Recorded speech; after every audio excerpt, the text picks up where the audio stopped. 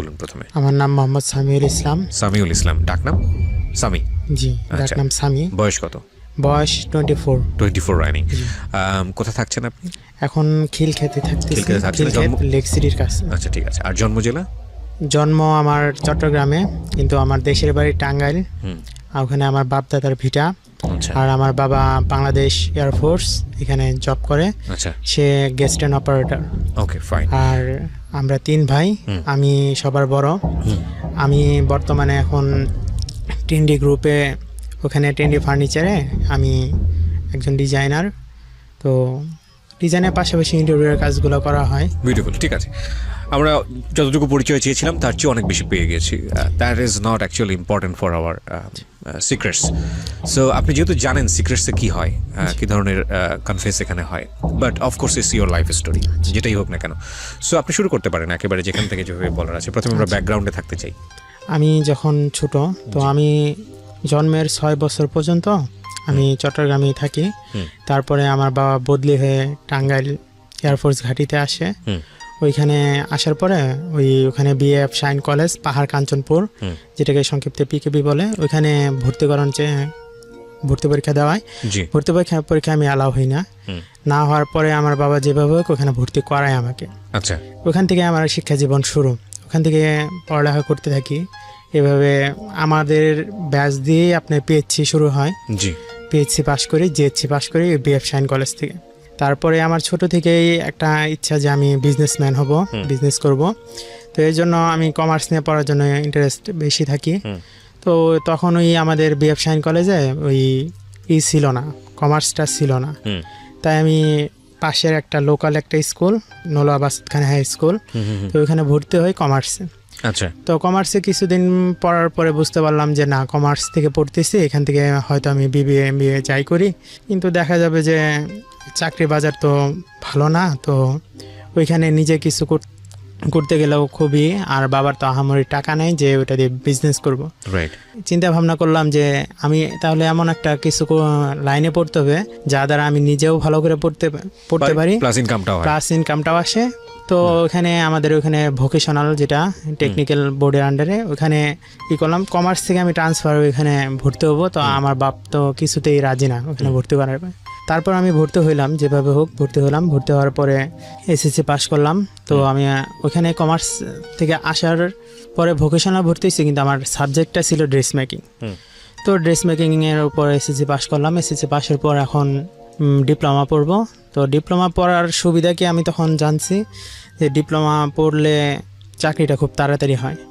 তো এর জন্য আমি ডিপ্লোমাটা ভর্তি হওয়ার জন্য খুব চেষ্টা করি। তো পলিটেকনিকে পরীক্ষা দিলাম। তখন আমাদের ভর্তি পরীক্ষা নেয়। তো ভর্তি পরীক্ষার জন্য আমি ভর্তি পরীক্ষা দিই টাঙ্গাইল পলিটেকনিক থেকেই। ওখানে ভর্তি কেন্দ্র হয়, কিন্তু অনলাইনে অ্যাপ্লিকেশন করতে হয়। তো ওইখান থেকে আমি ভর্তি পরীক্ষা অ্যাটেন্ড করলে মেরিট লিস্টে আমার নামটা আসে না, আমারটা আসে হলো ওয়েটিং লিস্ট থেকে। তো ওইখান থেকে যেটা আসে সেটা হলো ইলেকট্রোমেডিক্যাল সিলেট পলিটেকনিক। তো তখন তো আমার আব্বু আমাকে ফোন কিনে দেয় না। তো আব্বুর মোবাইলে যে মেসেজ আসে বসে রয়েছে সেটা আর আমি জানতাম না। আচ্ছা আচ্ছা। আব্বু একদিন অফিস থেকে আসার পর তার মোবাইলটা নিয়ে একটু দেখি 2 দিন আগে ভর্তির ডেট শেষ। তো ওই বছর আর পলিটেকনিকে পড়া হইলো না। তো এরপর আমি চেষ্টা করলাম টেক্সটাইলে ভর্তি হবো, ডিপ্লোমা ইন টেক্সটাইল। তো সারা বাংলাদেশ থেকে তখন আমাদের 80 জন নিবে। ওকে, রেজাল্ট ভালো, আমার জিপিএ 5।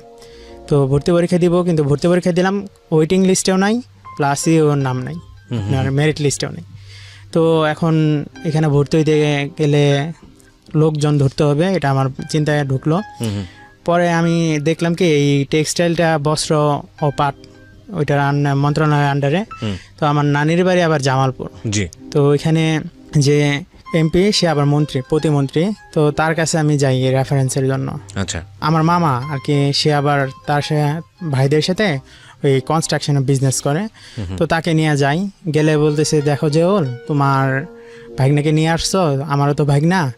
তো আমি সাইন করে দিলাম, তদবির করে দিলাম, কিন্তু কাজটা হবে না, কারণ শিক্ষার ক্ষেত্রে আমার তদবির খাটে না।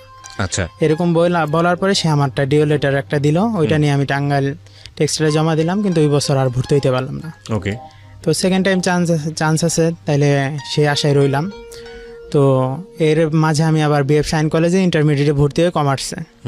তো এখানে পড়তে থাকলে এক সময় ওই পড়াটা কেমন জানি আমার ভাল লাগতো না।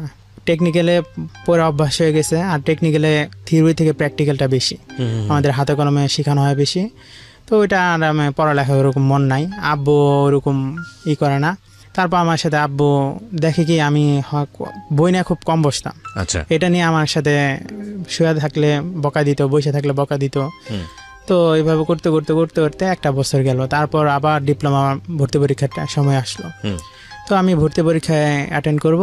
তো আব্বুর কাছে আমি টাকা চাইলাম, আব্বু আমার 200 টাকা দাও, আমি ভর্তি বলছি না তোমার টাকা দিব না, তুমি টাকা দিয়ে ভর্তি পরীক্ষা দাও, ঠিক আছে, শুধু শুধু টাকা নষ্ট, চান্স পাও না।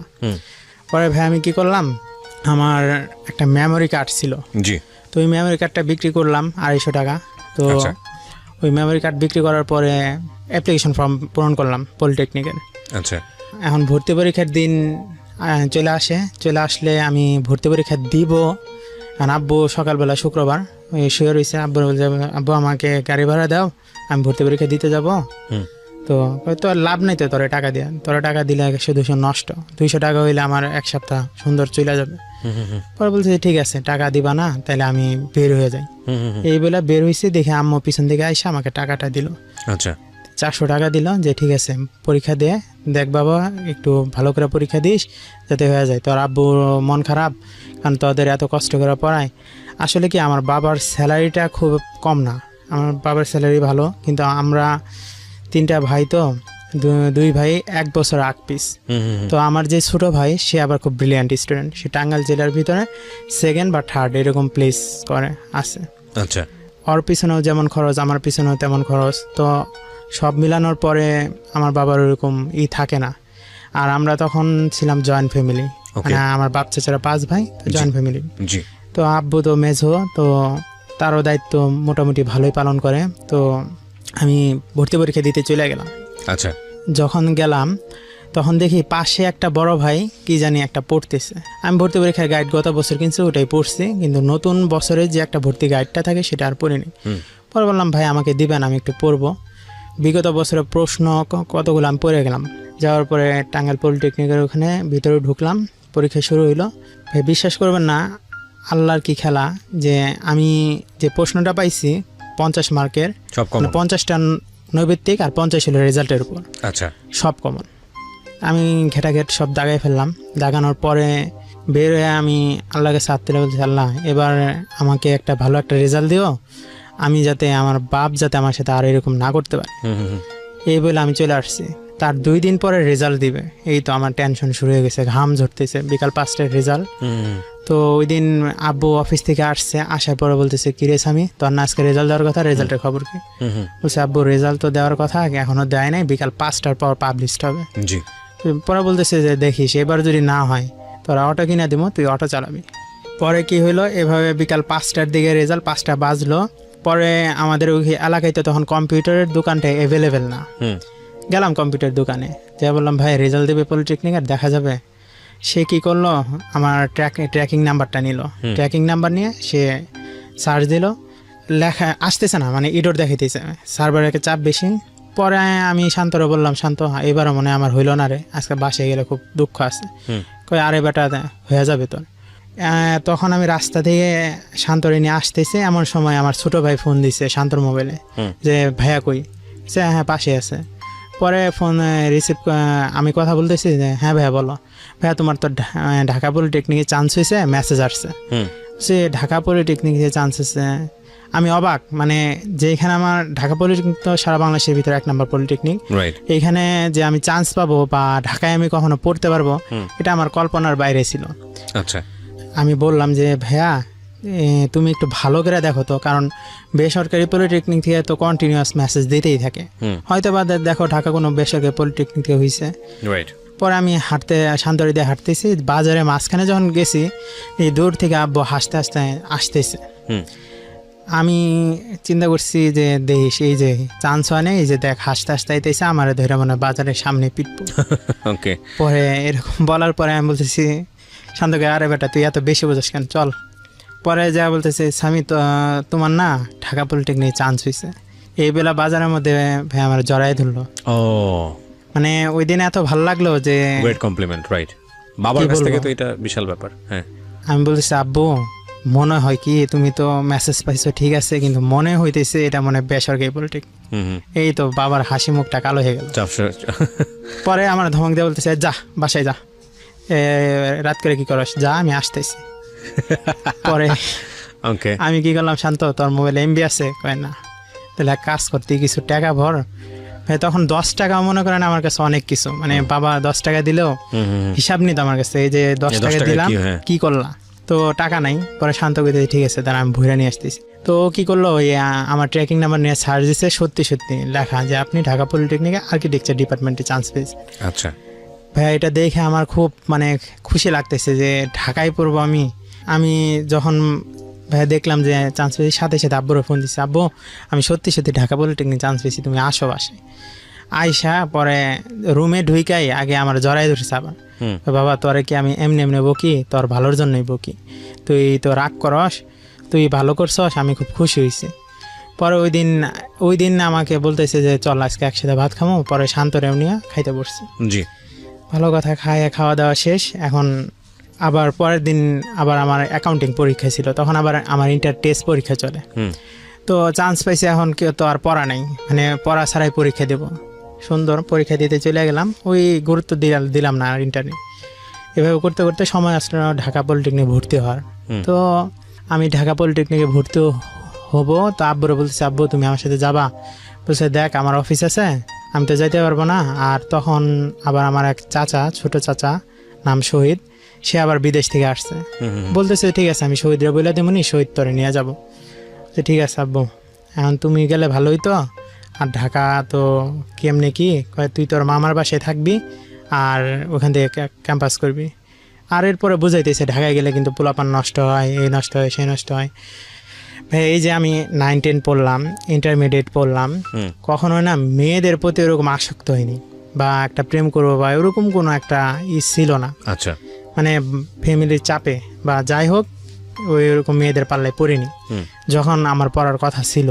ওকে, প্রিয় শ্রোতা, আমরা এই জায়গাটা একটু ছোট্ট বিরতি নেব। আর বিরতি নেবার সঙ্গে সঙ্গে আপনাদেরকে যেটা বলতে চাই, এবারের বইমেলায় পাওয়া যাচ্ছে জীবন গল্পের পার্ট 1 বইটি, এবং এই বইটিতে অতি গুরুত্বপূর্ণ বেশ কয়েকটি স্টোরি ওখানে লেখা হয়েছে। বিশেষ করে প্রথম গল্পটার উপরে আমি খুব বেশি এমফেসিস দিচ্ছি। তো যারা এই বইটি সংগ্রহ করতে চান ঘরে বসে, তাদের জন্য ঝটপট সংগ্রহ করতে হবে, কারণ আমরা অল্প কিছু বই বাজারে এনেছি। এবং আপনি চাইলে বইমেলা থেকেও সংগ্রহ করতে পারেন, বর্ণপ্রকাশের স্টল 256 নম্বর স্টল। আর আপনি যদি ঘরে বসে সংগ্রহ করতে, আমি প্রথম দিন যখন ঢাকা পলিটেকনিকে ঢোকার পরে আমাদের ওখানে অডিটোরিয়াম আছে, ঢুকাইছে আমাদের। ঢুকানোর পরে চাচাকে বাইরে রাখছে, আমাদের ভিতরে ঢুকাই দিছে।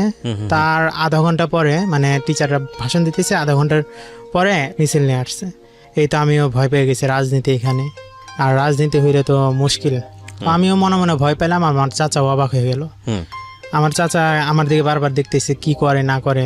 পরে আমাদের ডিপার্টমেন্টে সিএ এসে আমাদের নতুন ডিপার্টমেন্টে নিয়ে গেল। এই যে আমার ডিপ্লোমা লাইফ শুরু হইলো। প্রথম দিন আমাদের বেশি কিছু করলো না, ওই রুলস বইলা দিল আর রুটিনটা দিয়ে দিল।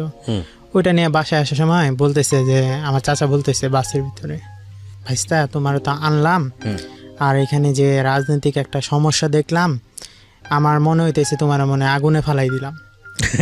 ওকে, মানে এরকম কখনো দেখেনি হয়তো, বা একটু ভয় পাচ্ছিল বা কিছু। হ্যাঁ, তো এরকম বলার পরে বলছে কাকা আমার এনে টেনশন করেন না, আমি রাজনীতিতে কখনো জড়াবো না, আমি যাবো আর আসবে এর ভিতরে। তো এভাবে বলার পরে আমার মামার বাসায় চলে গেলাম। চলে যাওয়ার পরে আমার চাচা আমাকে রাইখা যাবে, খুব খারাপ লাগতেছে, মানে আপনজন কেউই নাই। আর ওই মামার বাড়ি তো মনে করেন আমি 5 বছর 6 বছর পর যাই। পরে আম্মুকে ফোন দিয়ে আমি বলছি আম্মু আমার না ভালো লাগতেছে না, আমি পড়বো না, আমি চলে আসবো। পরে বুঝাইতেছি আম্মু যে দেখ এটা তো মানুষের জীবনে হয়।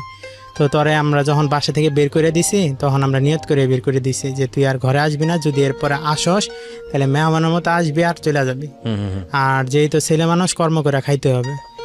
পরে বলতেছি ঠিক আছে আম্মু আমি পারতেছি না, তোমরা আসো। পরে বলছে ঠিক আছে আমি সামনে বৃহস্পতিবার আসবো। ওই আমাদের বিমান বাহিনীতে আবার প্রতি বৃহস্পতিবার ওই আমাদের বেস থেকে গাড়ি আসে, আচ্ছা, ওই গাড়িতে আসবে। তো তখন ছিল মনে হয় মঙ্গলবার। তো বুধবার দিন আমি ক্যাম্পাসে যাই, তো ক্যাম্পাসে গেলে তো প্রথম দিন যায় আমি অবাক হয়ে যাই যে একটা ডিপার্টমেন্টে মাত্র আমরা 48 জন, তার ভিতরে দেখা যেতেছে যে 17-18 জন মেয়ে। আচ্ছা। তো ছেলেদের সঙ্গে তুলনামূলক ছেলেদের সংখ্যা বেশি থাকে আর মেয়েদের কম। আর অন্যান্য পলিটেকনিকে আমি অন্যান্য ডিপার্টমেন্টে দেখছি যে যদি 48 জন থাকে তার ভিতর 2-1 জন মেয়ে থাকে। আমি দেখি যে আমাদের ডিপার্টমেন্টে মেয়েদের সংখ্যা বেশি। আর এটা হওয়ার কারণ হলো আর্কিটেকচারে মেয়েরাই বেশি পড়ে। ওকে। আমি কি করলাম, ওই দেখার পরে আমি না অবাক হয়ে গেছি, এতগুলা মেয়ে আর ছেলে।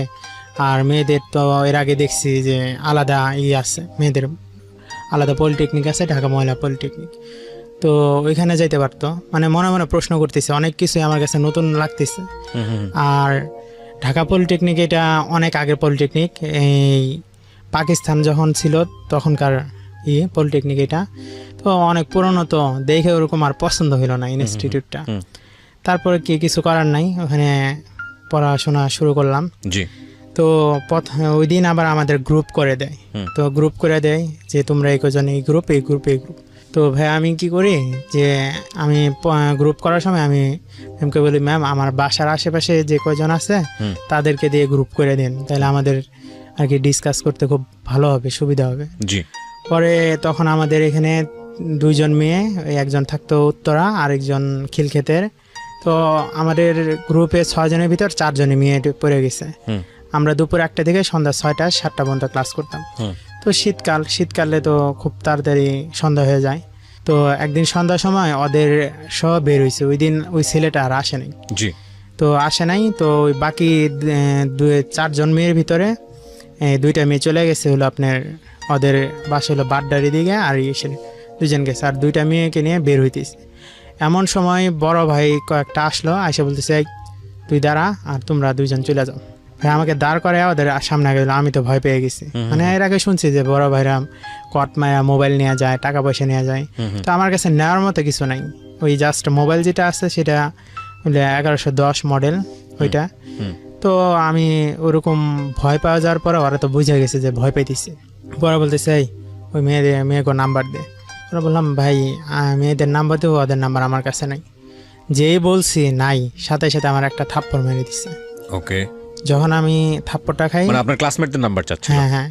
প্রিয় শ্রোতা, সিক্রেটসের এই মুহূর্তে যারা শ্রোতা রয়েছেন তাদের সবার জন্য একটা গুড নিউজ দিতে চাই। সেটা হলো এবারের বইমেলায় পাওয়া যাচ্ছে জীবন গল্পের পার্ট 1 বইটি, এবং এই বইটিতে অতি গুরুত্বপূর্ণ বেশ কয়েকটি স্টোরি ওখানে লেখা হয়েছে। বিশেষ করে প্রথম গল্পটার উপরে আমি খুব বেশি এমফেসিস দিচ্ছি।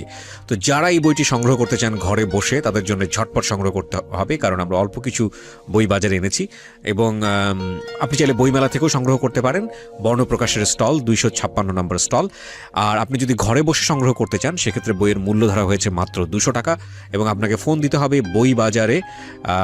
বই বাজারের নাম্বারটা আমি বলছি, একটু টুকে নেবেন প্লিজ। 09611262020। আমি আবারও বলছি 09611262020। এখানে ফোন দেওয়ার পর আপনাকে বলতে হবে আর জি কিবরিয়ার জীবন গল্প বইটি চাই। ওকে, আমরা যেখানটায় ছিলাম, তারপর কি হলো? এখন একটা মেয়ের নাম্বার আমি কিভাবে দিই? এতটুকু কমন সেন্স তো আছে, যেহেতু ইন্টার পড়ে আসছি। তো আমি আর দিলাম না দিলে আমার ফোনটা নিয়ে যাবে। আমি বলছি ভাই আমার ফোন নেবেন? তো আমি কিন্তু আবার ওই জাকির ভাই আমাকে বলে দিছে যে আমার সাথে যদি কেউ খারাপ ব্যবহার করে আমি যাতে জাকির ভাইকে বলে দিই। মানে একটা ঢপ ছাড়লাম তাদের সামনে যে পরে আমরা বলতেছি তুই জাকির ভাইরে কেমনে চিনস? পরে বলতেছে জাকির ভাইরে আমি চিনি কেমনে সেটা পরের বিষয়, কিন্তু আপনি যে আমার চটটা মারলেন আমি কিন্তু যাই বলে দিব। পরে আমার আরেকজন এসে পিছন থেকে এসে আরেকটা থাপ্পড় মেরে বলছে যা পারবি করগা যা। পরে ভাই আমি কি করলাম, এই কথাটা আমি থাপ্পড় খেয়ে কানতে কানতে চলে গেলাম বাসায়। যাওয়ার পর আব্বুরে ফোন দিলাম, ফোন দিয়ে বলতেছে আব্বু এই ঘটনা, নাম্বার চাইছে। হ্যাঁ তোমার তো এই ঘটনার জন্য মারে নাই, একটা মেয়ের নাম্বার দেয় না দেখে কেউ কি কোনোদিন মারে? তুমি কোনো অন্যায় করছো? পরে আমি বুঝাইতে পারলাম না। পরে আমি করলাম ঠিক আছে আমি চলে আসবো, গাট্টি গিট্টি বাইন্দা সব চলে আসবো। বলতেছে যে গাট্টি গিট্টি বাইন্দে চলে আসবা মানে? তো আসা যাবে না, থাকো এখানে, পড়তে হবে। আর আসলে আমি তোমার ভাত দিতে পারবো না, রিক্সা চালায় খাবা নয় ভ্যান চালায় খাবা। ওকে। পরে আমি বললাম ঠিক আছে তাও ভালো, তো তুমি যখন কিছু বলতে পারো না। পরে বলতেছে দেখো আমি কোনো কিছু বলবো না এই কারণেই, কারণ আমি গ্যাম জাম পছন্দ করি না, তোমার ভিতরে ফল্ট আছে তাই তুমি মার খেয়েছো। এই বলে আব্বু ফোন রেখে দিছে। পরে আম্মুর কাছে আমি সব বললাম, আম্মু বলতেছে তোর বাপ কিছু বলবে তো, এরকমই তো নাই, ঠিক আছে আমি তোর আব্বুরে বোঝা টোঝা বইলা পাঠাবো নি। এরকম পরের দিন আমি ক্যাম্পাসে গেছি, যাওয়ার পরে ওই আলিফ নামে একটা মেয়ে ফ্রেন্ড আছে, ও আবার রাজনীতি করতো। জি। ফার্স্ট ইয়ারে ওইটাই ও রাজনীতির খাতায় নাম লেখাইছে। তো নাম লেখানোর পরে ওর সাথে আবার আমার সম্পর্কটা কিভাবে হয় যে ওর বাড়ি আবার জামালপুর এই হাটচন্দ্রা, আর আমার নানির বাড়ি মাদারগঞ্জ জামালপুরে আর কি। জি। ওই মন্ত্রীর দূর সম্পর্কে ভাসতে লাগে। যখন আমি তদবিরের জন্য যাই তখন ওকে দেখছিলাম, দেখার পরে ওই পলিটেকনিকে পরিচয় হয়েছে ওখান থেকে। পরে আমি আলিফ রেজা বললাম, আলিফ দেখো এই ঘটনা আমার মারছে, কে মারছে নাম তো জানি না। নাম জানো না মানে আমার ক্লাসমেটরে মারবে আর আমি কিছু বসে থাকবো, বলো কোন ভাই? পরে আমার নিয়ে গেছে ওই আমতলা আছে, প্রত্যেকটা ইনস্টিটিউট এখানে আমতলা থাকে, তো আমতলার ওখানে নিয়ে যায়, বলতেছে দেখো তো কোন ভাই মারছে তোমারে। ওরা বলছে ওই যে ওই ভাই। কয় ঠিক আছে দাঁড়াও। ওই আলিফ আবার এক বড় ভাইয়ের সাথে পরিচয় ছিল, মানে সম্পর্ক ছিল। বড় ভাই ফোন দিল, বলতেছে এই দেখো সামিরে না মারছে, কে মারছে? অমকে। নামটা আমি শুনিনি। পরে ওই ভাই কি করছে, ওরা ডাইকে নিয়ে হলে নিয়ে গেছে, নিয়ে যাও আরে আমার সামনে আমাকেও নিয়ে গেছে হলে। ভাই যখন হলে যাই, হলে ঢোকার সময় আমার আর কি খুব ভয় লাগতেছে। ভয়টা লাগতেছে এই কারণে আমি শুনছি হলে নাকি অনেক অস্ত্র থাকে, অনেক নেশা টেশা করে। তো আমি যখন হলে ঢুকবো তখন দেখি যে আমাদের হলের একটা দরজার ওখানে হকি স্টিক, তারপর রান্দা, অনেক কিছু। ওইটা দেখে তো আমি আরো ভয় পেয়ে গেছি, আমাকে আবার মারার জন্য আনলো না তো। তো আমি এইভাবে যাইতে থাকি, যাওয়ার সময় দেখি কতগুলো পোলাপান এক পাশে বৈশা আর কি আপনার সিগারেট না গাঁজাই খেতেছে, সেটা আমি আর কি বুঝতে পারি নাই। বলতেছে কিরে তুই এই জায়গায় আইসস, ফার্স্ট ইয়ারে হলে আইতেছস, হলে উঠবি? বলছে না ভাই। কোন বড় ভাইরে টাকা দিছস হলে ওঠার জন্য? সে ভাই কোনো কাউরে টাকা দিই নাই, আমি অমুক ভাইয়ের সাথে দেখা করতে আসছি। পরে বলছে যে ও আচ্ছা যা যা যা। পরে ওই ভাইয়ের কাছে গেলাম, ওই বড় ভাই যাই হোক আমার সামনে বিচার করে দিল। এভাবে করতে করতে first year, second year, third year চলে গেলাম। থার্ড ইয়ার মানে তখন আমাদের 6 সেমিস্টার। তো 6 সেমিস্টারের যাওয়ার পরে ওই রেফার্ড আসতেই পারে, কিন্তু আমাদের এই ডিপ্লোমার নিয়ম কি, কেউ যদি থিওরিতে 3 সাবজেক্টে বেশিতে কেউ রেফার্ড আসে তাইলে তার ড্রপ আউট। তো আমার এক ফ্রেন্ডের 4টায় এসে পড়ছে, অর্থ ড্রপ আউট। তো আমি আবার ফেসবুকে একটা লোকের সাথে পরিচয়, সেই লোকটা নাকি বাংলাদেশ কারিগরি শিক্ষা বোর্ডের কর্মচারী। তো সে বলতেছে যে রেফারটা তুলে দিবে। বলছে ভাই কত টাকা লাগবে? বলতেছে যে কয় সাবজেক্ট? 4 সাবজেক্ট। বেশি না, 15,000 টাকা লাগবে। আচ্ছা ঠিক আছে। পরে ওই ফ্রেন্ডকে বলার পরে ফ্রেন্ড বলতেছে ঠিক আছে ধর 15,000 টাকা নিয়ে যা, রোল নাম্বারটা নিয়ে যা, আমার যাতে তুলে দেয়। আমি কি করলাম, ওই ইয়ারকে আমি দিলাম। পরে বলতেছে ভাই আমি টাকাটা আপনাকে কীভাবে দিব? পরে বলতেছে যে তুমি এক কাজ করো, খামের ভিতরে ঢুকায়া আমাদের টেকনিক্যালের ওখানে একটা চায়ের দোকান আছে, ওখানে বলবা, আমার নাম বলবা, তো আমি ওখান থেকে নিয়ে যাব। পরে আমি তার কথা মতো দিয়ে আসি। টাকা দেওয়ার 2 দিন পরে দেখি সে তার ফেসবুক অ্যাকাউন্ট ডিঅ্যাক্টিভ, প্লাস কিচ্ছু নাই। তো আমি তো ভয় থাকতেছি যে আমার ফ্রেন্ডের আবার হয় কি না হলে তো আমাকে ধরবে, তখন আমি এতগুলা টাকা কোথা থেকে দিব? আমি তো বাসা থেকে এরকমভাবে টাকাও আনি না, আমার দরকার পড়ে না, টাকা আনি না। তখন আমার মাসে 4,500 থেকে 5,000 টাকা হলে আমি চলতে পারতাম। এরকম ভয় থাকতে তো রেজাল্ট বের হইলো, ও আর ড্রপ আউট থেকে উঠলো না। পরে ও যেভাবে আমার কাছে চাপ দিয়ে, তখন আবার কি আমি 6 সেমিস্টার শেষের দিকে টিউশনি শুরু করি। মানে ঢাকায় আসার সাথে সাথে তো আমি টিউশনি পাই না, 2-2.5 বছর যাওয়ার পরে টিউশনি শুরু করি। তো প্রথমে আমি টিউশনি করে ভালোই টাকা ইনকাম করতেছি, মাসে আমার 13-14 হাজার টাকা আসতেছে টিউশনি করে, আর বাসা থেকে তো 5-6 হাজার টাকা নিচ্ছি, সুন্দর চলতেছে। তো এর মাঝে আমি কি করছি, ওই যে আমার ছোট থেকে স্বপ্ন যে আমি বিজনেসম্যান হব, আমার ঢাকায় একটা বাড়ি থাকবে, গাড়ি করব। তো এর জন্য ভাইয়া আমি কি করি, আমি যে টিউশনি করি এই কথাটা আমি আমার বাবা মাকে বলিনি, না বলে কি করতাম, ওই টিউশনি টাকাটা আমি জমাইতাম। আচ্ছা, জমাইতে থাকতাম। তো ওই সময় খুব প্রেশার আসলে ও আমার কাছে টাকা নিবে, তো আমি 2 মাসের টাকা মানে যা পাইতাম ওটা নিজে খরচ করার পরেও কিছু টাকা আমি জমাইতাম। তো ওইখান থেকে আমি ম্যানেজ করে দিয়ে দেওয়ার পরে ওই ঝামেলাটা শেষ। এই তো আমার 7 সেমিস্টার শুরু।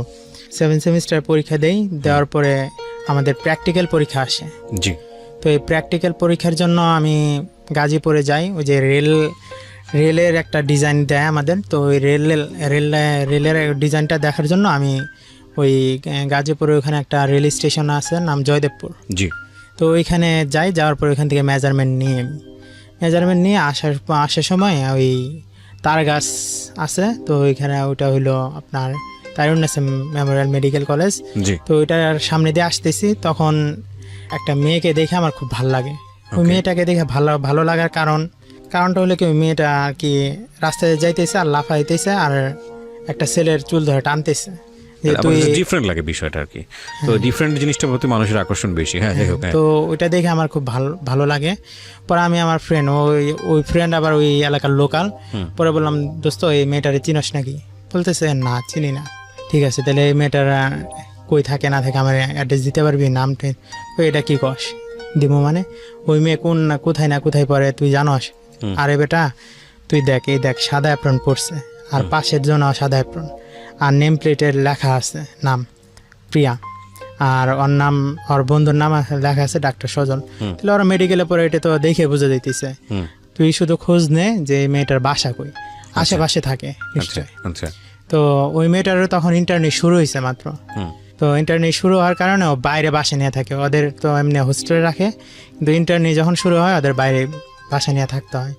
তো আমার ফ্রেন্ডের মাধ্যমে ওর অনেক খোঁজখবর নিলাম। হ্যাঁ মেয়ে ভালো, সব কিছু ভালো। পরে ওই প্রিয়ার আরও ফ্রেন্ড আছে, মেয়ে ফ্রেন্ড সিনিয়র জুনিয়র সবার কাছে আমি খোঁজখবর নিলাম। মেয়ে ভালো, মেয়ে কালেক্ট করলাম।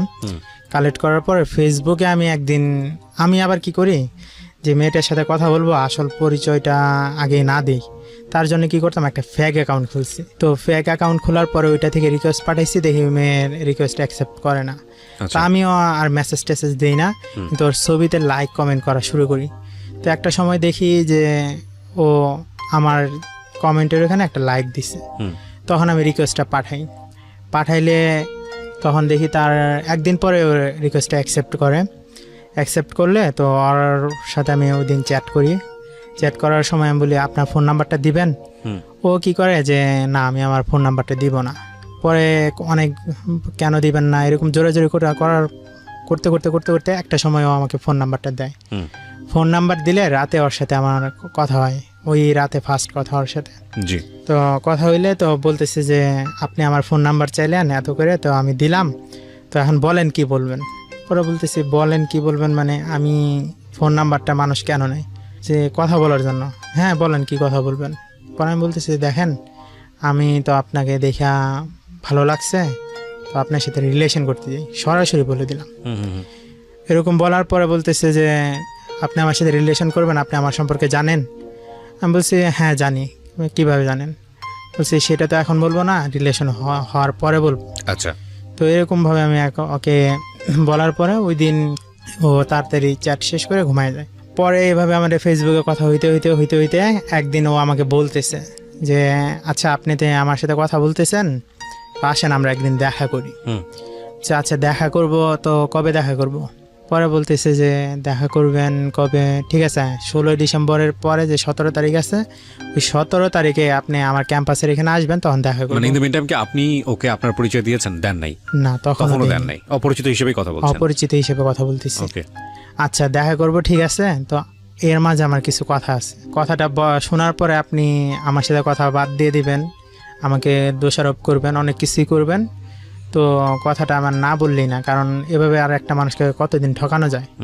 কারণ আমি আপনার কাছে অনেক কিছু লুকাইছেন মানে আপনি বলছেন ওকে যে লুকিয়েছি? হ্যাঁ লুকাইছি এরকম। পরে বলছে লুকাইছেন মানে কি লুকাইছেন? আমার সব কিছুই লুকাইছি। পরে বলতেছে সব কিছু লুকাইছেন মানে আপনি কি একটা ছেলে মানুষ এটাও কি লুকাইছেন? মানে এরকম ভাবে একটা উত্তর দিল।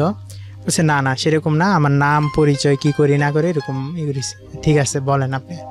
বলতে পারি এক শর্তে, আমাকে দোষারোপ করা যাবে না, আর দোষারোপ যদি করেন তো পরে কইরেন, আমাকে কোনো বকাবাজি করা যাবে না।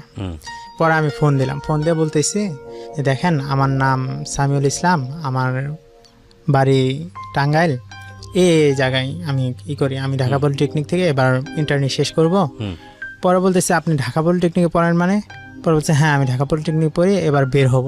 তো বের হবেন মানে আপনার কি শেষ? হ্যাঁ। পরে বলতেছে আপনি কি জানেন আমার বয়স কত? বলতেছে আপনার বয়স কত? পরে বলতেছে আমার বয়সের কথা বাদ দেন, আপনার বয়স কত আগে সেটা বলেন। পরে বলতেছে দেখেন আমার বয়সটা তো 23। যখন এই কথা বললাম তখন বলতেছে আপনি তো দেখি বহুত খারাপ একটা মানুষ। পরে বলতেছে হ্যাঁ আমি বহুত খারাপ মানুষ সেটা আমি জানি, কিন্তু এই যে সত্য কথাটা যে বললাম আপনি কিন্তু কথা দিচ্ছেন আমাকে বকাবাজি করবেন না, অলরেডি বকাবকি শুরু করে দিচ্ছেন আমি খারাপ, একটু পরে তো আরও খারাপ ভাষায় বকা না আর কি লুকাইছেন বলেন। পরে আমি আমার সব কিছু খুলে বলি যে আমার বাবা এই করে, আমার ফ্যামিলিতে এই আছে, সব কিছু খোলা। পরে বলছে ঠিক আছে আপনি আমাকে আর ফোন দিবেন না। পরে বলছে ঠিক আছে ফোন দিব না। তখনই কিন্তু অতটা ঘনিষ্ঠ হই নাই মেয়ের সাথে। ওকে, 2-3 দিন পরে দেখি হঠাৎ ও ফেসবুকে ফেক অ্যাকাউন্ট যেটা ওখানে মেসেজ করছে কি ব্যাপার আপনি আইডি এখনো ডিঅ্যাক্টিভ করেন নাই। সে ডিঅ্যাক্টিভ কেন করব? পরে বলতেছে কেন আপনি কি আরও কোনো মেয়ের সাথে রিলেশন করেন নাকি ফেক অ্যাকাউন্ট দিয়ে? বলছে না আমি আপনার সাথেই করছি, মানে বিশ্বাস হয় না। ঠিক আছে আপনি আমার পাসওয়ার্ডটা নেন। পরে আমি ওকে ওই ফেক অ্যাকাউন্ট পাসওয়ার্ড দিই। সত্যি কি ওর সাথেই শুধু চ্যাট করতাম আর কারোর সাথে করতাম না। ওকে, মানে ওর জন্য অ্যাকাউন্টটা খোলা। ওর জন্য অ্যাকাউন্টটা খোলা, কারণ এত ওর পিছনে যে আমি এত দৌড়াদৌড়ি করে রিপোর্টগুলো নিছি আমার অনেক কষ্ট হয়েছে। আমি দেওয়ার পরে ও দেখলো, দেখার পরে বলতেছে ঠিক আছে আমি আপনার কাছে 2 দিন সময় নিব, তো 2 দিন পরে আমি আপনাকে জানাবো আপনার সাথে আমি রিলেশন করবো কিনা। ও কিন্তু তখন অলরেডি জানিয়ে ফেলছে আমি ওর থেকে বয়সে ছোট আর আমি দেখতে কেমন সেটা ও জানে না, দেখতে কেমন সেটা জানে না। 2 দিন পরে বলছি ঠিক আছে সব কিছু মানলাম, কিন্তু আপনি এক কাজ করেন না আমরা দেখা করি। আচ্ছা দেখা করার মানে এটা কি রিলেশনশিপ আগাচ্ছে এই তো? হ্যাঁ আচ্ছা তাইলে শর্ত আছে আজকে দেখি তুমি বলতে হবে। এটা কে বললো? এটা আমি বললাম। পরে আমি এটা বলতেছি ঠিক আছে তুমি তাহলে শুরু করেন, বলে আপনি শুরু করেন। পরে তুমি আমরা বলা শুরু করি। এইভাবে আরও 2-3 দিন চলে যায়। যাওয়ার পরে 17 তারিখে আমি দেখা করতে যাব। তো জীবনে ফার্স্ট একটা মেয়েকে প্রপোজ করব প্লাস দেখা করতে যাব। তো কি করতে হয় কি ফর্মালিটি আছে সেটাও আমি আর কি জানি না। এখন ওর ক্যাম্পাসের সামনে যাওয়ার পরে ওকে আমি ফোন দিলাম যে দেখো আমি তোমার ক্যাম্পাসের সামনে, তুমি বের হও। তুমি সত্যি ক্যাম্পাসের সামনে আসছো? হ্যাঁ সত্যি ক্যাম্পাসের সামনে। তখন আর কি ভাই ওর ইন্টারনেট শেষ, ওখানে সাইন করাবে। আচ্ছা, ওই ডাক্তারদের সাইন করাবে, প্রফেসর যারা আছে তাদের। তো ও কি করছে বের হয়ে আমার দেখার পরে ও পছন্দ করে নাই। পছন্দ না করলে তখন ও আর কি ফিরাও চলে যায় নাই, আমার কাছে আসছে। আয়সা বলতেছে আপনাকে যেমন ভাবছে আপনি তো সেরকম না। আপনি কেন এতক্ষণ তো তুমি বলতেছে আপনি কেন? আপনি বলতে মন চাইলো তাই বললাম। মেয়েটা বলছে মানে ফার্স্ট টাইম আপনার সাথে দেখা ওনার? First time. পরে বলতেছি ঠিক আছে তাহলে এক কাজ করেন আসেন আমরা কোথাও বসি। না আমি বসতে পারবো না, আমার তারা আছে, আমি গেলাম। এই বলে চলে গেল ভিতরে। আচ্ছা, তো এখন ওর জন্য ফুল নিচ্ছি, কমলা নিচ্ছি, এগুলা না দেওয়া গেলে কেমন একটা দেখা যায়। পরে আমি আধা ঘন্টা পরে ওকে আবার ফোন দিই যে তুমি বের হও, বের হওয়ার পরে আমি এই ফুল আর কমলাটা তুমি রাখো, তারপর আমি চলে যাবো। পরে ও তো আর কি আসবেই না। পরে আমি বারবার ফোন দিতেছি। পরে একটা সময় আসছে, আসার পরে বলতেছি আচ্ছা তোমার কি আমাকে দেখে পছন্দ হয় নাই? পরে বলে সত্যি বলবো? হ্যাঁ সত্যি বলো। না আমি তোমার দেখে পছন্দ হয় নাই। আচ্ছা পছন্দ না হলে তো আর কিছু করার নাই, জোর করে তো আর সব কিছু হয় না। ঠিক আছে তুমি এই ফুল আর এটা রাখো, আমি চলে যাই। তো ভাই আমি ওকে এগুলা দিয়া পরে যাওয়ার সময় আমি বলছি ঠিক আছে দাঁড়াও আরেকটা মিনিট দাঁড়াও, তুমি তোমার নাম্বারটা আমার ফোন থেকে ডিলিট করে দিয়ে যাও। পরে কী করছে ও আমার ফোন থেকে ওর নাম্বারটা ডিলিট করে দিছে। তো বাসে যাওয়ার সময় আমি আবার কি করে ওর নাম্বারটা তো আমি আগেই মুখস্থ করে ফেলছি, আবার ডায়াল করে বলি যা করলা ভালোই করলা, ডাইকা নিয়ে এরকমভাবে না বললেও পারতা, ঠিক আছে ভালো থাকো, এই বলে কাটে দিছি। তো এইভাবে কিছুদিন যাওয়ার পরে ও একদিন আমাকে ফোন দেয়। আপনার সম্পর্কে তো আমার তেমন কিছু জানা নাই, আর মানুষের সৌন্দর্য চেহারা দিয়ে তো আর সব কিছু হয় না, তাইলে এক কাজ করেন আবার দেখা করি। আবার দেখা করা সম্ভব না, আমার ভাই এত সময় নাই, আমার ইন্টারনেট চলতেছে, তো আমি খুব ব্যস্ত। পরে বলতেছে ঠিক আছে ইন্টারনেট চলতেছে, তো আপনি সময় কখন পান? পরে বলতেছি সময় আমি বিকালে ছাড়া সময় পাই না, আর তোমার ওইখানে গেলে আমি যদি একবার যাই আসতে আসতে আমার রাত 9টা-10টা বাজবে, এত পরিশ্রম কুলাইতে পারবো না, আর আমি টিউশনি করাই। পরে বলতেছি আচ্ছা টিউশনি করান ভালো কথা, তাহলে আমি তো প্রতি শুক্রবার ওই বনানী ডিওএসএসে একটা ওই আল্টার একটা কোর্স আছে, ওইখানে কোর্স করতে যাই, তো ওইখানে আপনি আইসেন। পরে বলতেছি যে না আমি ঠিক আছে আমি আসবো, যাও। পরে শুক্রবার দিন আমি আর যাইনি, ও আমার ফোন দিছে অনেক, আমি যাইনি, কারণ যে মানুষটা নিয়ে যাওয়ার পরে এরকম কথা বলছে ওর প্রতি আমার একটা ইন্টারেস্ট চলে গেছে। তো এরকম যাওয়ার পরে তো আবার কন্টিনিউ ফোনে কথা শুরু হয় আমাদের। ওই তো তখন আর কি খুব ঘনিষ্ঠভাবে আমাদের কথাগুলো হয়। তো এইভাবে করতে করতে রিলেশনটা আমাদের আগাইতে থাকে, মানে সারা রিলেশন। কেউ কাউরে তখন আর কি বলতেছি না ক্লিয়ারলি যে পছন্দ হয়েছে বা না হয়েছে। পরে এভাবে করতে করতে জানুয়ারির আগ দিয়ে আমাকে বলতেছে যে স্বামী দেখো, আমি তো এই বিসিএস দেবো, বিসিএস কোচিং করতে হবে, তো এর জন্য আমি ফার্ম গেটে যাব। তো তুমি কি আমাকে কোনোভাবে হেল্প করতে পারো? স্যার আমি তোমার কীভাবে হেল্প করতে পারি?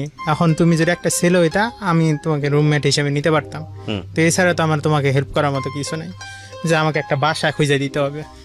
সেটা তো আমি পারবো না, তোমার পিয়নগিরি তো আমি করতে পারবো না। তাহলে বাসাটা আমি খুঁজতে পারবো না, তুমি এক কাজ করো, তুমি তোমার আব্বুরে নিয়ে বাসা খোঁজা শুরু করে দাও। তবে এতটুকু আমি তোমাকে ঠিকানা দিতে পারি যে কোন কোন এলাকায় গেলে তুমি বাসা পাইতে পারো। তো এভাবে বলার পরে বলছে ঠিক আছে।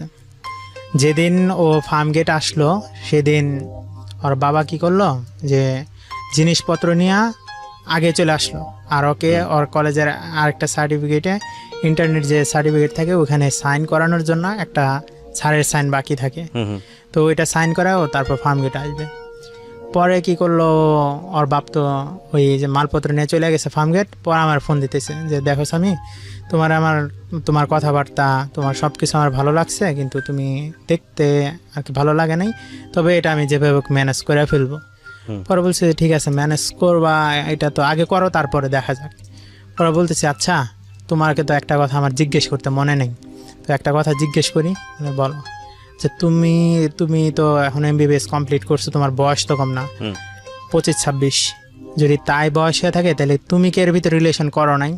পরে বলতেছে যে এই কথাটার উত্তর আমি তোমাকে পরে দিব। না পরে দিলে হবে না, এখনই বলতে হবে। এটা বলার পরে হ্যাঁ রিলেশন ছিল। বলছে আচ্ছা তাহলে বলো কার সাথে রিলেশন ছিল, বলতে বুঝো নাই কার সাথে? না বুঝি নাই, তো বুঝলে তো এটা বলতাম না। ও একটা ছেলের নাম বলে, ছেলেটার নাম হলো হাসান। আচ্ছা হাসান, তো এখন কি রিলেশন আছে? বলে পরে বলতে তুমি গাধার মতো প্রশ্ন করো কেন? রিলেশন থাকতো আমি কি তাহলে তোমার সাথে কথা বলতাম? যে না তোমরা আজকালের মেয়ে, তো তোমাদের দ্বারা সব কিছুই সম্ভব। এটা যখন বলছি ওর সাথে সাথে চেতে গেছে আর ফোনটা কেটে দিচ্ছে। আমি আর ফোন টোন করিনি। পরে 1টার দিকে আমাকে ফোন দিয়ে বলতেছে আমি আমার ক্যাম্পাসের কাজ শেষ, তুমি চলো আমার সাথে ফার্ম গেটে নামাই দিয়ে আসবা, আর তোমার দেখতে খুব মন চাইতেছে। আল্লাহ, তোমার এই কয়েক ঘন্টার ভিতরে এত পিরিত উঠলো, কারণটা কি বলো তো? পরে বলছে কোনো কারণ নাই, তোমার দেখতে মন চাইছে, তুমি আসবা কিনা সেটা বলো। ঠিক আছে আসবো। তো আমি আমার মামাতো ভাইকে নিয়ে যাই। মামাতো ভাইয়ের বলতে দেখেন ভাই, আমার তো এই প্রথম একটা মেয়ের সাথে রিলেশন, তো আপনি আর আমি একসাথে যাব, কিন্তু আপনি আমার চেনেন না, আমি আপনার চিনি না। যদি ওখানে কোনো প্রবলেম হয় আপনি আমাকে একটু সেভ করেন, কারণ প্রবলেমের কথা কেন বলতেছি, ফার্ম গেট এলাকাটা ভালো না। তো এটা চিন্তা করে নিয়ে গেছি। তো পরে বলতেছে যে আমি বিআরটিসি বাসে আছি, তুমি খিলক্ষেতে আসলে আমি তোমার ফোন দেবো, তখন ওই বাসে উঠবা। ভাই সত্যি ও কি করছে, খিলক্ষেতে আসার পর আমার ফোন দিয়েছে, আমি বাসে উঠছি। ওঠার পরে দেখি ওই ফাঁকা একটা সিট আছে, ওর পাশে ফাঁকা সিট, ও কাউকে বসতে দেয় নাই। পরে আমি যাওয়ার পরে বলতেছে বসার পরে চুপ করে রয়েছে। কি ব্যাপার চুপ করে আসো, ডাইকে আনলা, চুপ করে কেন? বলতেছে চুপ করে তো আমি নাই, তোমার কিছু বলতে চাই, তো তুমি তো কিছু বলতেছো না।